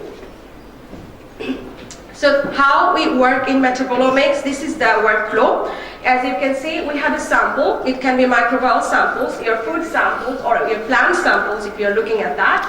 You just need to extract those metabolites, and you have your sample ready. You might need to do some sample preparation based on what kind of analytical instrument you are using, and then you get your data to these instruments. And once your data is there, you do a data analysis. That is a big task. Generating data is a hard job. There are lots of physical activities going on preparing the samples, but analyzing those data was also a hard job. Your brain then just dies almost. But we go through that. We have tools to do it. So these are the steps, as I said, before you start working with any biological samples, what you have to do, you have to stop the reaction. So we call it quenching. You have to use some either liquid nitrogen or cold glycerol saline or fast filtration to do that. And then you just extract that metabolite, and this is the hard part here, because metabolites have different polarity, so you have to find an appropriate chemical solution or solvent to extract those metabolites. And then you derivatize. You might need to derivatize your samples. You may ask, what is derivatization? It's just some chemical reactions to make metabolites volatiles, because it is required for gas chromatography mainly, sometimes some HPLC as well, but the target is to make it more suitable for running through the instrument. And then analysis of the data, analysis of the samples using analytical instruments, and data mining and interpretation. I have spent 1 year just to analyze my data for my PhD. So again, this is the mass spectrometry way to do it, because that's what my specialization is. I have used NMR, but my specialization mainly is mass spectrometry. So how we do it, we just take it, data acquisition here, then we go for feature direct selection. We don't care about identification in the beginning. Once we know what is important in the data set, then we go for identification. But if you have specific interest, you want to know what is the proline level in your samples, you can do it. But in the beginning, if you're looking for a biomarker, then you don't need to look for any identification. It's later. And then we do lots of pathway analysis and reconstruction to interpret the data, what is coming forward. So now, that was the first part. And now the food safety. I think food safety is important for all the countries. And what are the issues now? A lot of issues. As you can see here, there are a lot of pathogenic outbreaks are coming forward. And this is one of my favorite area of work, adulteration. And that is human-induced adulteration of food. I think Bangladesh is one of the countries facing this mostly. So it's very, very dangerous for us. But today, I'll be focusing on microbiological hazards. And there are lots of chemical introduction in our food chain as well, including antibiotics. You have heard the previous talk, how it's like creating havoc in our society. And long-term effect of genetically modified food. There is no studies yet. So if I have time, I will just talk some about that as well. So this is how we have like textile dyes, because chilies are expensive, put some textile dyes to make it colorful. But it's going to create big problem for us, for our health. There are lots of food regulations out there, but the main problem is in first world countries, they are highly regulated, but when I go for third world countries or other poor countries, it's very problematic because the regulation is not regulated properly. So again, the HACCP rules are very important for industrial setting because that can ensure the safety of the product. And food safety issues in Bangladesh, I just took it from one of the journal article from Ittifaq. So there are lots of deliberate adulteration of food, arsenic contamination, environmental pollutants, GM food, and foodborne pathogens. And I was really surprised to see this, that Bangladesh actually has the highest number of food safety laws in the world. So I was really fascinated about that. And my task is when I go back to Auckland, on the way, I have like almost a day of flying, I will read about it. What are the laws? And I need to know about that. And if there are laws where they have not been implemented. So food metabolome. So food metabolome is very complex because there are a lot of other things are related, interrelated. Your food here, and then you are exposed to different environments. and then you are digesting that food. You have gut microbiota. They are also contributing to that. So everything together is called food metabolome. But food metabolome does not need to be like analyzed directly like that, unless you are looking for some effect of dietary supplements like that. Okay, so how we can use metabolomics in food safety and quality research? The first thing, very relevant for our country as well, early detection techniques. We can develop these. So these are the examples that recently, last year, we have seen that Salmonella outbreak, these are all in US. Volatile compounds, as I say, that during the metabolism of pathogenic microbes, they produce lots of volatiles. These are very easy to identify using mass spectrometry, especially GCMS. Here are all examples: Staphylococcus aureus, Staphylococcus, Enterococcus faecalis. They produce different kind of volatiles, and you can actually say, okay, this is this microorganism, so let's use some, not antibiotics, maybe something else. These compounds can indicate the contamination of spoilage microorganisms, as I'm showing these examples here. And here is in beef, ground beef, and I will just skip this. And also they're in chicken to see what kind of markers they can find using this technology. And you can also do metabolome analysis of foodborne pathogenesis, including Campylobacter and also Listeria and lots of other E. coli. There are lots of other papers in this. Detection of microbial toxins. There are a lot of toxins, especially mycotoxins, alfalfa and other mycotoxins. They're very dangerous for us, also for the cattle, whoever eats those products. So they need to be detected, and mass spectrometry is a really amazing tool for that. So here is it's in nuts by LCMS. You can see lots of mycotoxins. And this is in maize. And this is how we can actually study genetically modified food using their metabolite profile.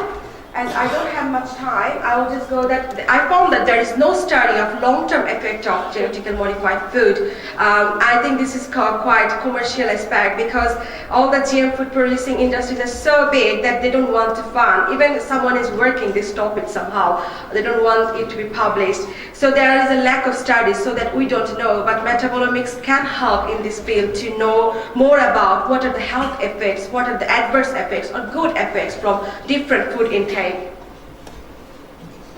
So other applications include, we can do chemical safety, as I'm showing here, and deliberate adulteration of food. Sorry, I am running out of my time, so I will just say that there are a couple of other things we could cover. Authentication of food materials and deliberate adulteration of food.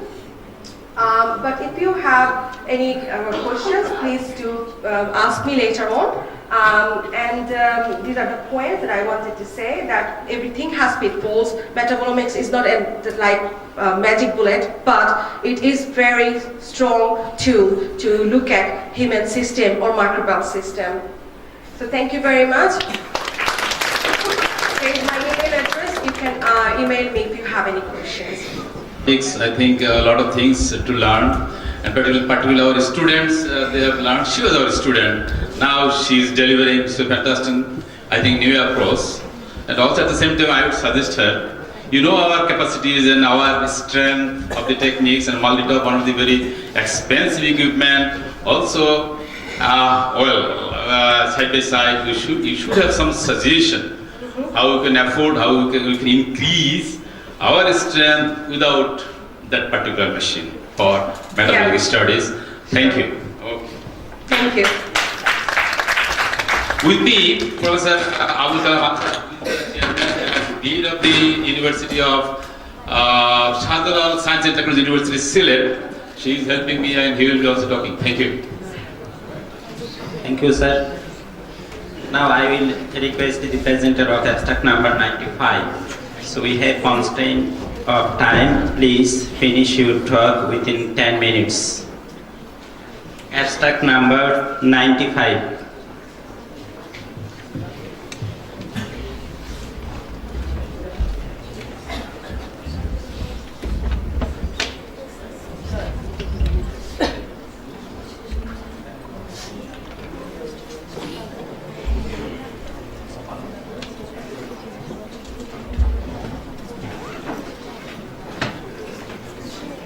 Good morning. I'm humbled to be here because I was a graduate of this department when many of you are not born. And it was the 6th master's batch. Dr. Muzamil sir taught us industrial microbiology. And I came here 2 years ago, but I'm glad to be here again. I hope I'll keep coming back. This was actually a student project among 2 of my undergraduate students. Our institution is mainly undergraduate teaching, but not research. But once in a while, we get some money from the university to conduct some research involving students. So I got a small grant from the system office, and we had 2 summer students. And I asked them would they be interested in working on like a small project on microbiology, just to work on water microbiology. And it was just like a 2-month project. And these students, Daniel and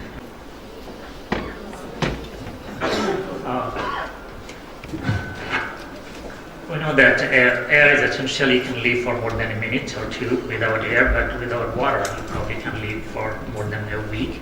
So it's essential, so need for water. Everybody knows that. And the safe cleaning drinking water, or the water used for bathing or irrigation purposes, it doesn't come easily. So one of the ways you can check on it is to monitor the water quality, in particular as a microbiologist, the microbiological water quality. And 2 years ago, I presented part of the research on a different water environment. So when I was home, I have been there for almost 2 decades. I thought that water quality is a problem of the developing country, but I have been to Japan and Canada, and now I'm in Texas. It's actually a global problem. So Tankersley Creek is one of the creeks that is close to one of the campuses, satellite campuses. And the reason we picked this site was in 2004, this was listed as one of the sites by Texas Water Quality not to comply with their standards. And if you're wondering where Texas is, this is Texas. This is the largest state in the United States. You can fit 3.5 of Bangladesh is there. And Northeast Texas is here, Smith County.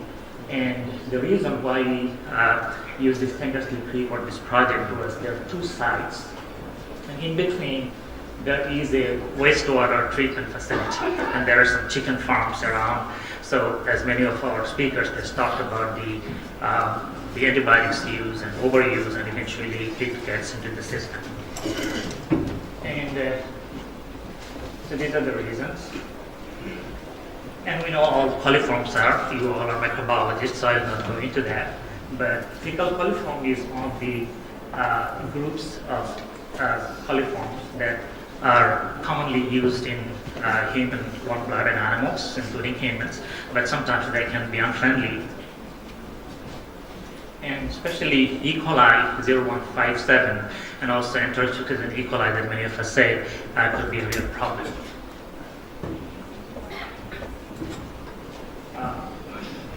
And also you can find them in the natural resources. So the sources that are commonly talked about are the wastewater or improperly treated municipal water. You would think that it happens only in the developing countries, but sometimes it happens in the developed world as well. And also the waste from the pets that many of the Americans, every household has multiple pets. And also they come naturally. And you all have seen a picture like this, that where they're coming from. These are the sources and farm animals, especially in Texas, because Texas is famous for cattle. So we wanted to look at the microbiological quality and also to the antibiotic resistance profiles. And the materials are pretty standard microbiological methods. I'm not going into that in detail for time. But we actually use the kit for the fecal coliform. It's pretty handy, and you can do it in any laboratory setup. And these are the sites that I mentioned. And sample collection was pretty standard. And analyzing them, just the instructions that come with the kit. So incubating them at 44 and look for the blue colonies. This is what you see in any standard microbiology textbook. And some of the snapshots of the work we are doing. And tankers to creek is not heavily used for recreational purposes, but sometimes when in the summer there are areas, it's a long 10 mile, there will be some that could be used as well. So here are the main findings. All of them were positive for fecal coliform. It's not surprising that you find fecal coliform in the natural environment, but the count was pretty high, 0.4 to 10 to the 3 to 10 to the 4, and I probably should have boldfaced this one, is 2.19 to 60 times higher than the Texas water quality standards. So that was scary. And all of them actually exceeded the US EPA, you all are familiar with, and also surface water quality. There are chemical parameters that we looked at, but there is no impairment. These are the other aspect of the findings. On site 2, which is actually downstream, in between those, there are two sites, and in between was the wastewater treatment facility.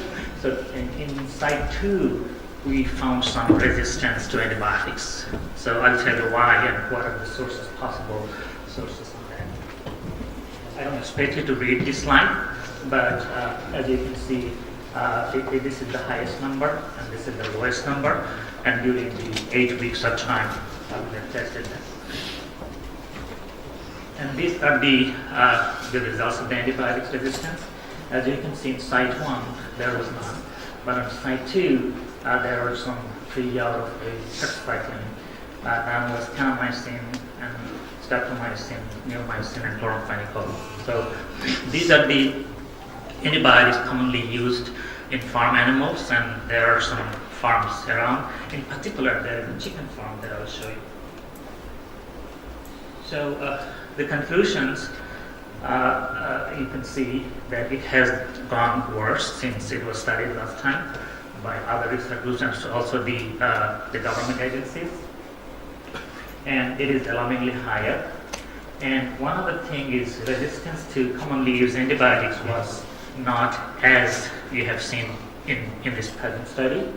And so what do we do about this? At least we could create an awareness that the quality, microbiology quality has gone worse, and that will put some new input into the information in the system. So these are the suspected source, and as you can see, some of the cattle, they get loose from the farm. Once in a while you see them working on the street when you're driving. And also the chicken farm here, and they use antibiotics, and there is a cute dog, kind of escaping from the neighborhood and pooping on the ground, and that can run into the water. And in some of the areas, as you can see, sometimes the cattle, they feel like swimming as well, like humans, and they're the time. And all these could contribute, and since these are related to animals and humans that are used to antibiotics, so that could probably lead to the resistance to the antibiotics.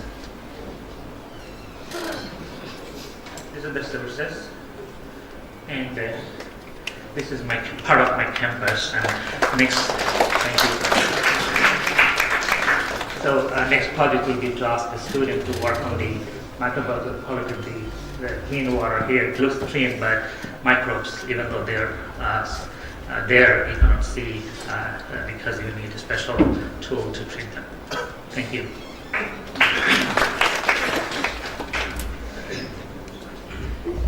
Well, yes, sir. So I think still we can take a single question, please. Any comment or question? Seasonal variation, with the limited opportunity I had, I didn't have a chance to do that, but it would be interesting to see. I'm pretty sure that in the summertime only, because of the temperature in Texas, I think the winter will be less, but maybe this is something that we can look into in the future. Okay, then let us give a big hand for Dr. Thank you, sir. Thank you.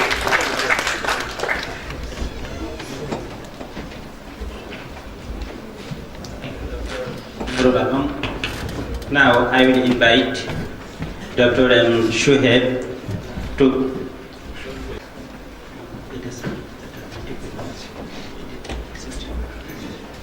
abstract number 64, presented Dr. M. Shuheb.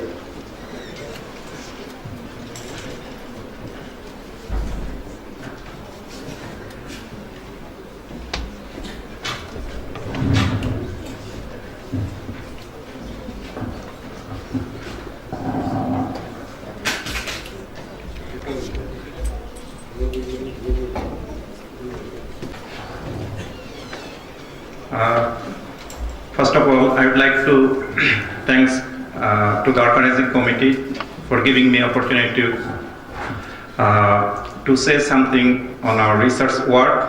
And some of my colleagues were surprised as I am here because I am from chemistry department, but I think there are lots of scope to work together, chemistry and biology. This is not recent. Know that antibiotic and the discovery of penicillin, and penicillin, due to the discovery of penicillin, Sir Alexander Fleming was awarded Nobel Prize in 1945. After 63 years, this year Nobel Prize in Physiology and Medicine, and Chinese who work with microbiology and discovered drugs to treat neglected diseases. These are the 3 neglected diseases for whom these 3 scientists were given Nobel Prize. So there are lots of scope still to work together, chemistry people and microbiology. Again, from today's lecture, just recent lecture from Farhana Pino, we have seen, although it is microbiology lecture, but there are lots of things related to chemistry, and there are so many instrumental facility, and I'm fortunate to share that we have all of analytical facility at our department in our group led by Professor Nilufar Nahar, like HPLC, GC, GCMS, LC, MSMS, and all are working together. We have planned to work with metabolism in herbal medicine, but still we are looking for literature review. Now I would like to share some of my endophytic work. Start with traditional information. We have lots of biological resources in Bangladesh, medicinal plants, and many of plants contain endophytic fungi. And endophytic fungi means in the plant and refer to all microorganisms that live in the intercellular species of stems, roots, leaves of plants, causing no apparent symptom of diseases. And endophytic fungi produce different kinds of secondary metabolites which have been used for different purposes. Like Taxol. Taxol was isolated from Taxa species. This is well-known anti-cancer agent. Later Taxol was also isolated from an endophytic fungi, Taxonomyces. Other than Taxol, there are many drugs which were isolated from plant materials like azadirachtin, camptothecin, vincristine, vinblastine from different plant materials were also isolated from endophytic fungi. So there are lots of scopes to work with endophytic fungi and isolate secondary metabolites, and gives is industrial application or other uses. So we started our work with 5 different medicinal plants like Cardinala cebula, Magnifera indica, Equilea malacensis, Ocimum basilicum, and Ocimum sanctum. The general strategy to work with antiphytic fungi is to isolate different plant parts, separate them, and do the surface sterilize. The surface sterilized plant materials are inoculated on autoclave photodextral agar media, like microbiological work, which most of people here know better than me. Then once we get the full fungal growth, then we do extract with ethyl acetate, and after extraction with ethyl acetate, we do the work like natural products, normal plant materials work, separate extract by solvent system. This is like different chromatographic system, normal phase column. If it is needed to separate compound by HPLC, we do HPLC, and structure determination of pure compound. This is the crucial stage, and we need spectroscopic analysis like UV, IR1 and carbon-13 and mass spectrometry. From the medicinal plant Ocimum basilicum, we isolated 23 endophytic fungi and 2 of endophytic fungi, which we did not identify the name, but we gave the fungal stain name like OC4 and OC6, and we isolated 2 compounds from each of these fungal stem. This is the one proton NMR of compound 1, carbon-13 NMR on 3, but mass spectrum, a high resolution mass spectrum tells us the molecular mass is 639. Then we confirm that this is not monomer, this is dimer, and compound 3 is identified as saccharonic acid. Compound 4 was isomer of saccharonic acid. This is saccharonic acid A. Similarly, we isolated several compounds from other endophytic fungi, like from Equilea malacensis. We isolated several endophytic fungi and identified these fungi. This is the photograph of IR6 and IR7. From IR6, we isolated several compounds, like this is NMR data of compound 8, and this is the structure of the compound. This is a new compound and known as terminaton. From IR6 metabolite fungal stain, we isolated several fatty acid metabolites, and another compound 13. And from NMR spectrum, we concluded that this is terminatol, and terminatol is also a new compound. Similarly, we isolated several other secondary metabolites. Some of them are new from other fungal stem, and this is the NMR proton 13 NMR spectrum of this very small molecule, and this is a very nice spectrum. This carbon-13 from spectrum, we see that this compound contains 7 carbon, 1, 2, 3, 4, 5, 6, 7, and 1, 2, 3, 4, 5, 6, 7. So this is the 7 peak, and this big peak is for solvent. So this study gives us much information, diversity of chemical compound for research and teaching as well. We had some biological activity, but due to constraint of time, I can't share. I'd like to acknowledge my teachers and supervisors, Professor Nilüfer Nahar, Professor Marcel Jesper, Holcomb, who helped us to develop this, and financial support came from some organization. Thank you very much. Thank you. Yes. Yes. Actually, not two. I think more than 2. This is firstly reported and published. These are from endophytic fungi.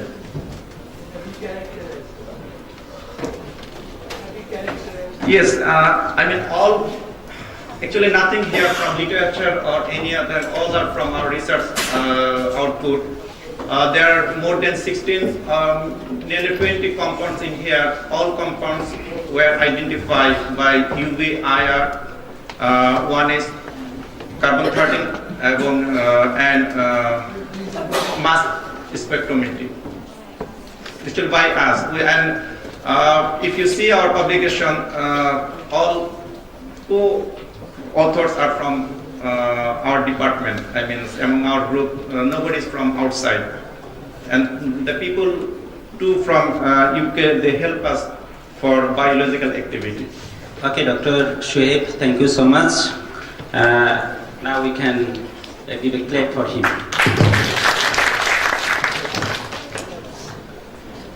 Now I will invite Intisar Khan, abstract number 183. Abstract number 183. Our poster presentation session is started. Will be started. So those who have their posters, please go to their respective posters. It will be started now.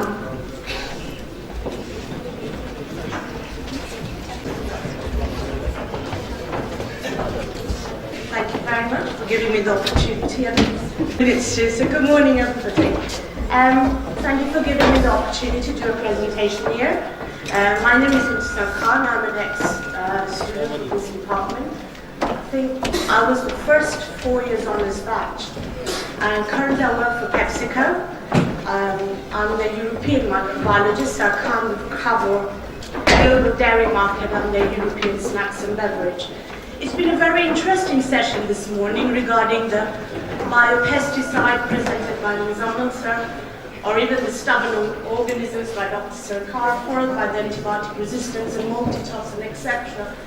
What we've talked about today, I kind of come to the receiving end because I come to the industry, so I face everything, whether it's food regulation or whatever we've discussed. So I'm literally on the other spectrum, on the other side of the spectrum.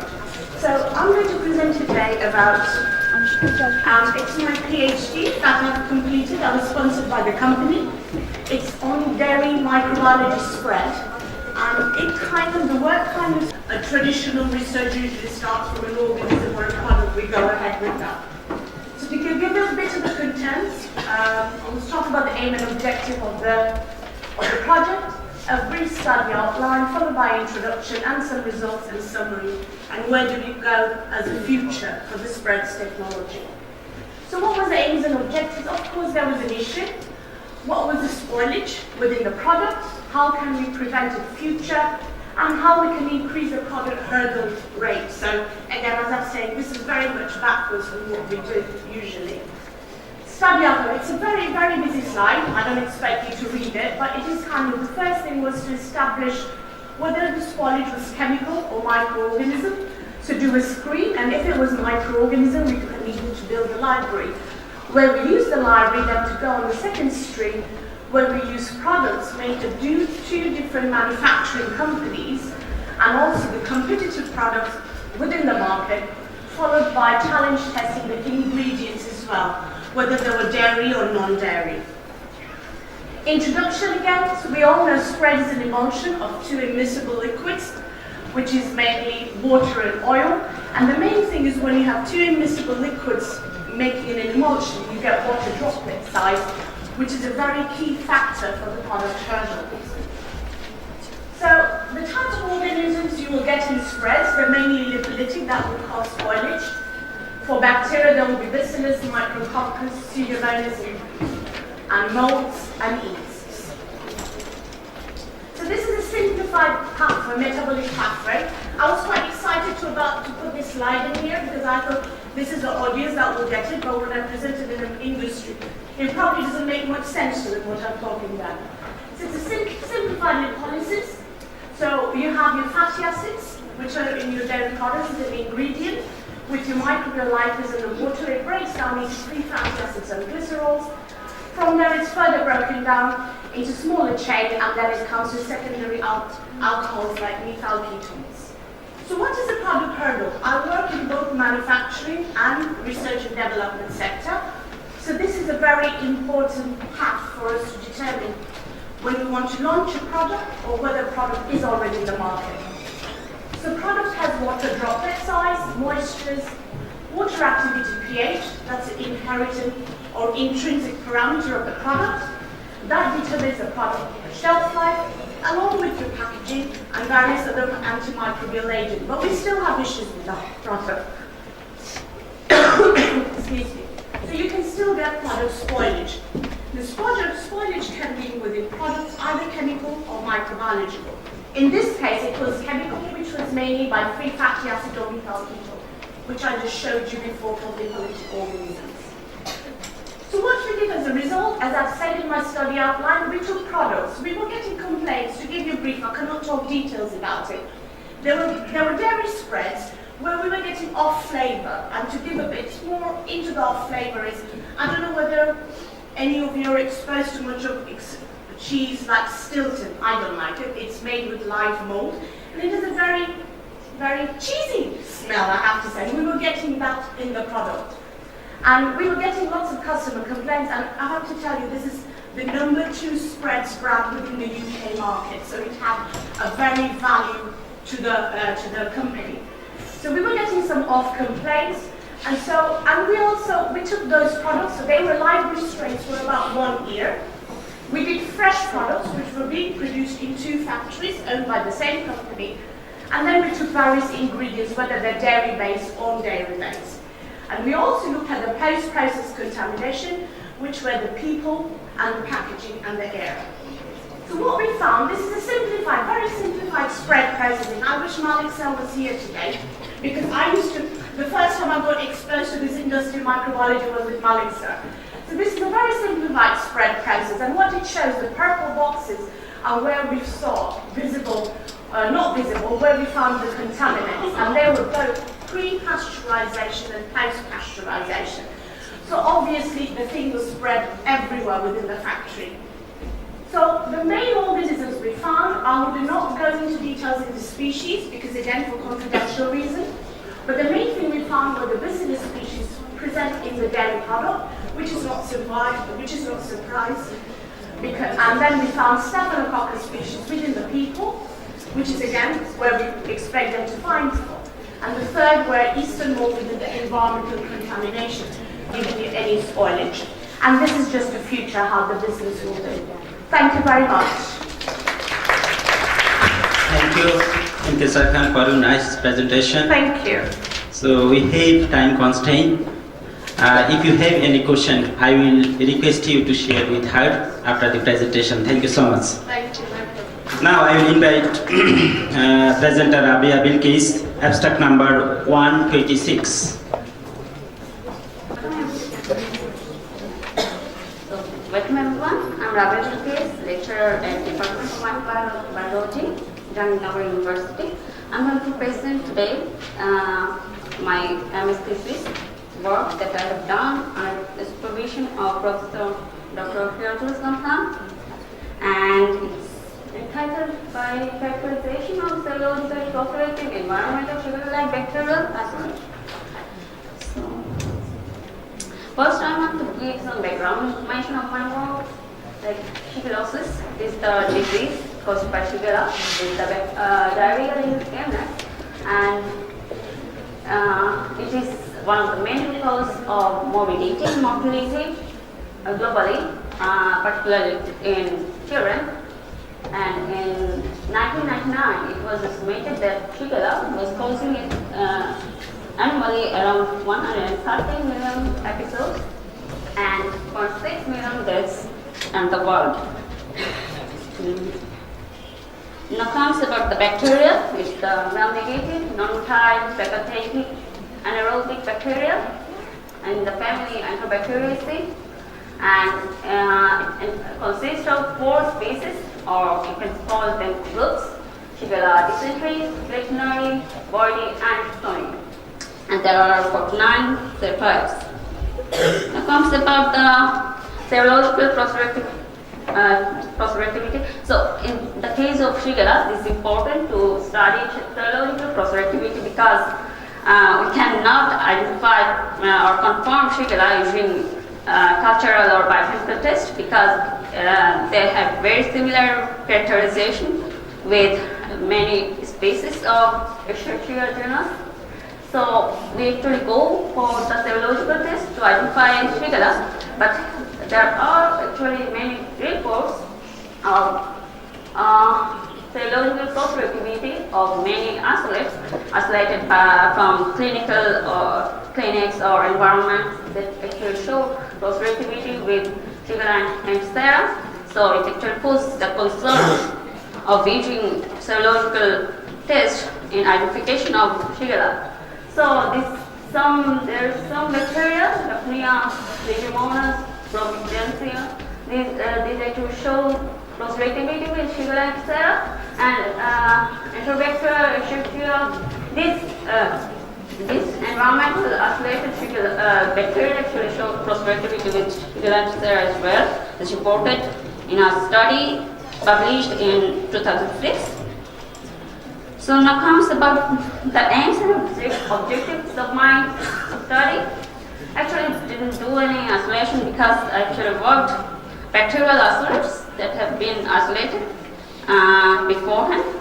So actually characterized them using conventional methods and went to the identification using API profiling and then went to the 16S RNA gene sequencing. And I did extraction of protein and LPS and did Western blot analysis for finding the nature of serological cross-reactivity, the nature that what is the positive agent for the cross-reactivity, if LPS or protein. So now comes about the whole work plan of my study. So I did, as I mentioned before, that I actually didn't do any isolation, I just resuscitated them. So I can tell you that these organisms, these isolates actually isolated from environment using conventional cultural techniques designed for Shigella. And I did characterization using different techniques and then went to the serological test. So now comes about the results. Yeah, all organisms will show some negative in microscopy, and when it comes about cultural, we actually employed differential media. As you see, the Metcon KF3, AMB, TCBS, these are used. It comes to slide investigation, all organisms did cross-reactivity, but we actually used polyvalent Anthera, Shigella polyvalent Anthera in this case. So all actually show cross-reactivity pretty much well. When it comes to the biochemical test, we used different tests like KIA, MIU, cyclic, base, amino acid carbohydrate characterization is actually manually. And we actually grouped organisms into 13 batches according to their profile is the thing. And as you see that some organisms cannot be So in conclusion, I can say that the serological cross-reactivity isolates can be strained for their potential as vaccine candidates for tuberculosis. This is important. I want to thank Linus.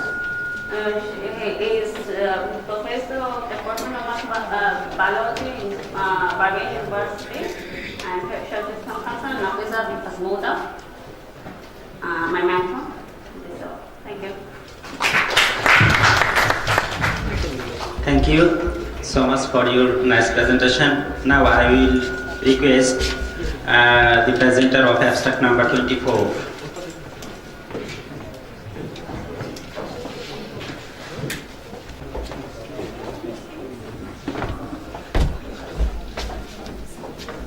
Assalamu alaikum.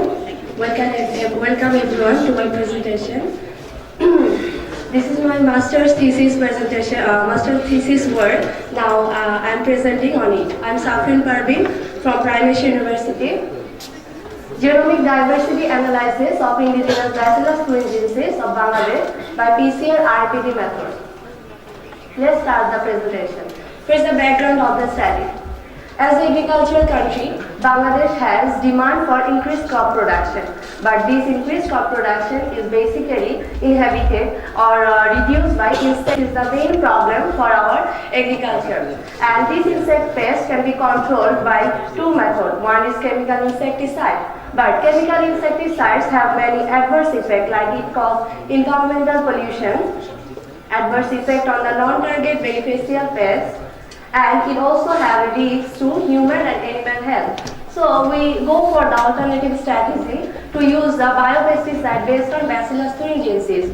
We all know that Bacillus thuringiensis is very useful biopesticide. So Bacillus thuringiensis and its diversity.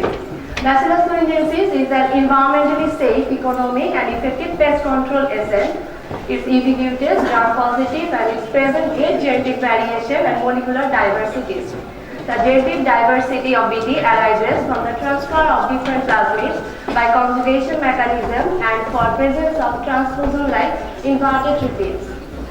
There are 16 biotypes, 23 genotypes, and many subspecies of Bacillus thuringiensis.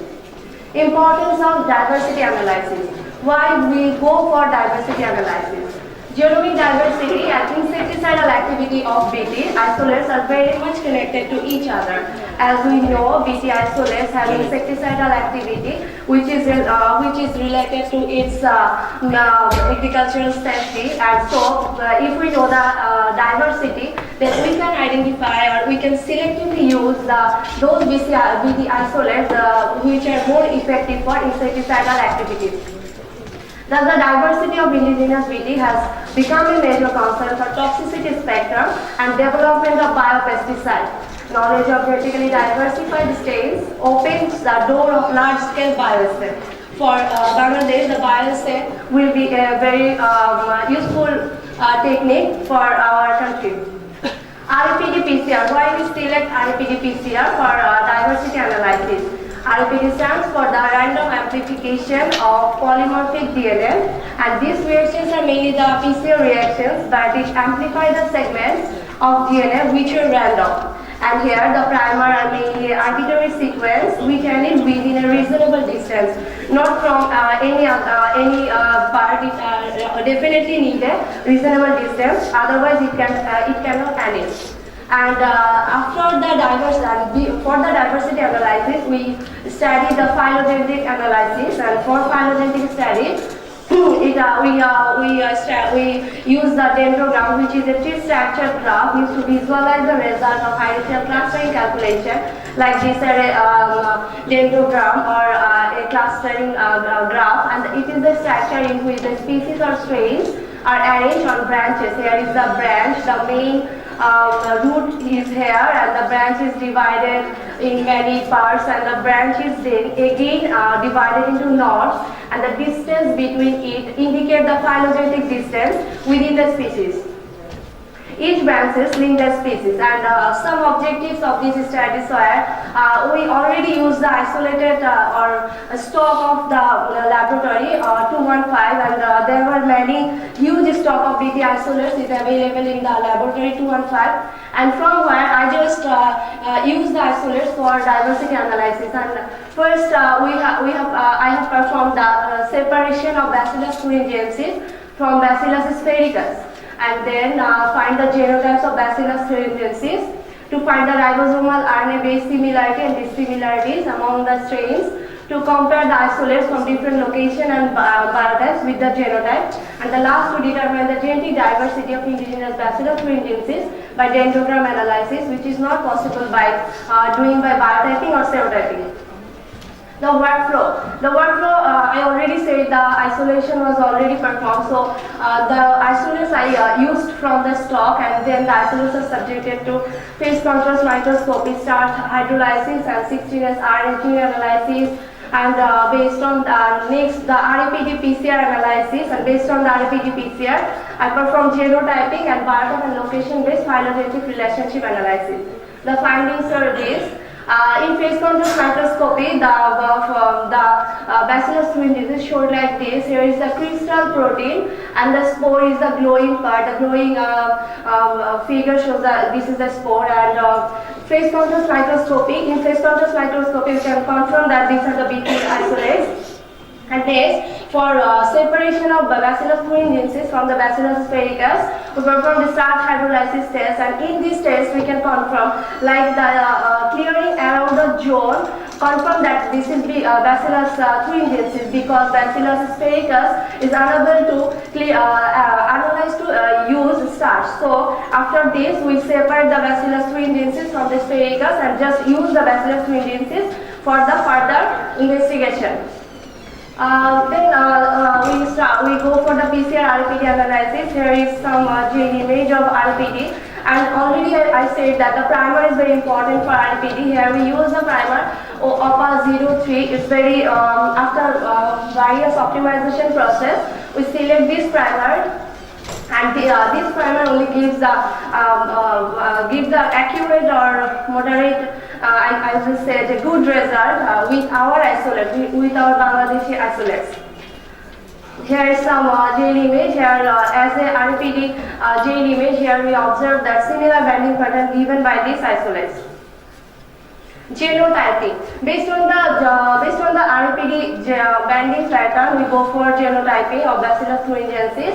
As genotyping is the process of determining the differences in genetic makeup of bacteria by examining the DNA sequence or DNA binding pattern. And we go for DNA binding pattern. And in this study, it was performed based on the RPD binding pattern. We already said RPD gives the randomly amplified product. So it's very helpful for diversity analysis, other than any other PCR system.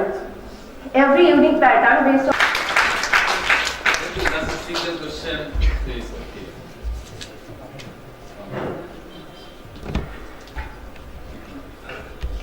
If not, thank you so much for your nice presentation. Now, abstract number 49.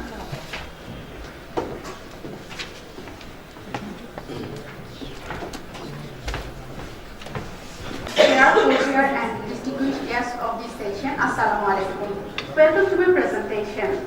I'm Tanjia Chaudhary, and I'm going to present my research work on biodegradation of reactive textile dyes. The whole study was conducted under the kind supervision of our honorable teachers, Professor Dr. Muhammad Abul Kalam Azad and Muhammad Kamar Islam sir. The title of my research work is by discharges their effluent in the environment without any type of processing. Reactive textile dyes are being widely used in different textile, pharmaceutical, cosmetic and paper industries, and the total annual production of these dyes is about 80 to 10 per 5 metric tons.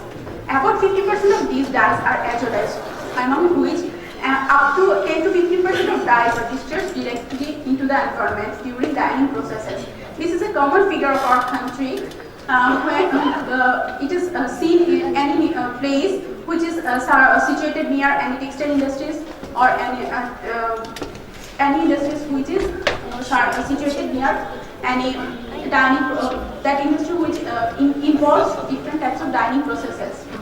Reactive dyes represent the most prominent and versatile class of synthetic dyes with different reactive groups, that is the hydroxyl or amine groups in fiber. The reactive group is often heterocyclic aromatic ring, in which the carbon different ring is substituted with chloride, fluoride, and trichlorotriazine. This substitution not only. Thank you very much. And so this is just 1 minute. You see the lecturers, presenter here from USA, from East, it is New Zealand, and from Canada, so many here since morning. So, and also our students from North, Shahjalal to Sylhet and others, they have presented. Without Malditov, they have presented their work, they have done their work. So I appreciate our students. They are very mature, they are very brilliant, and the supervisors who are working, they are trying their best. So our foreign expert scientists, our students, those now they are doing excellent. they should appreciate them, and they will be appreciating, and sometimes they will be coming, visiting, and they will teach how we can accommodate our research based on our facilities. Thank you so much. Thank you.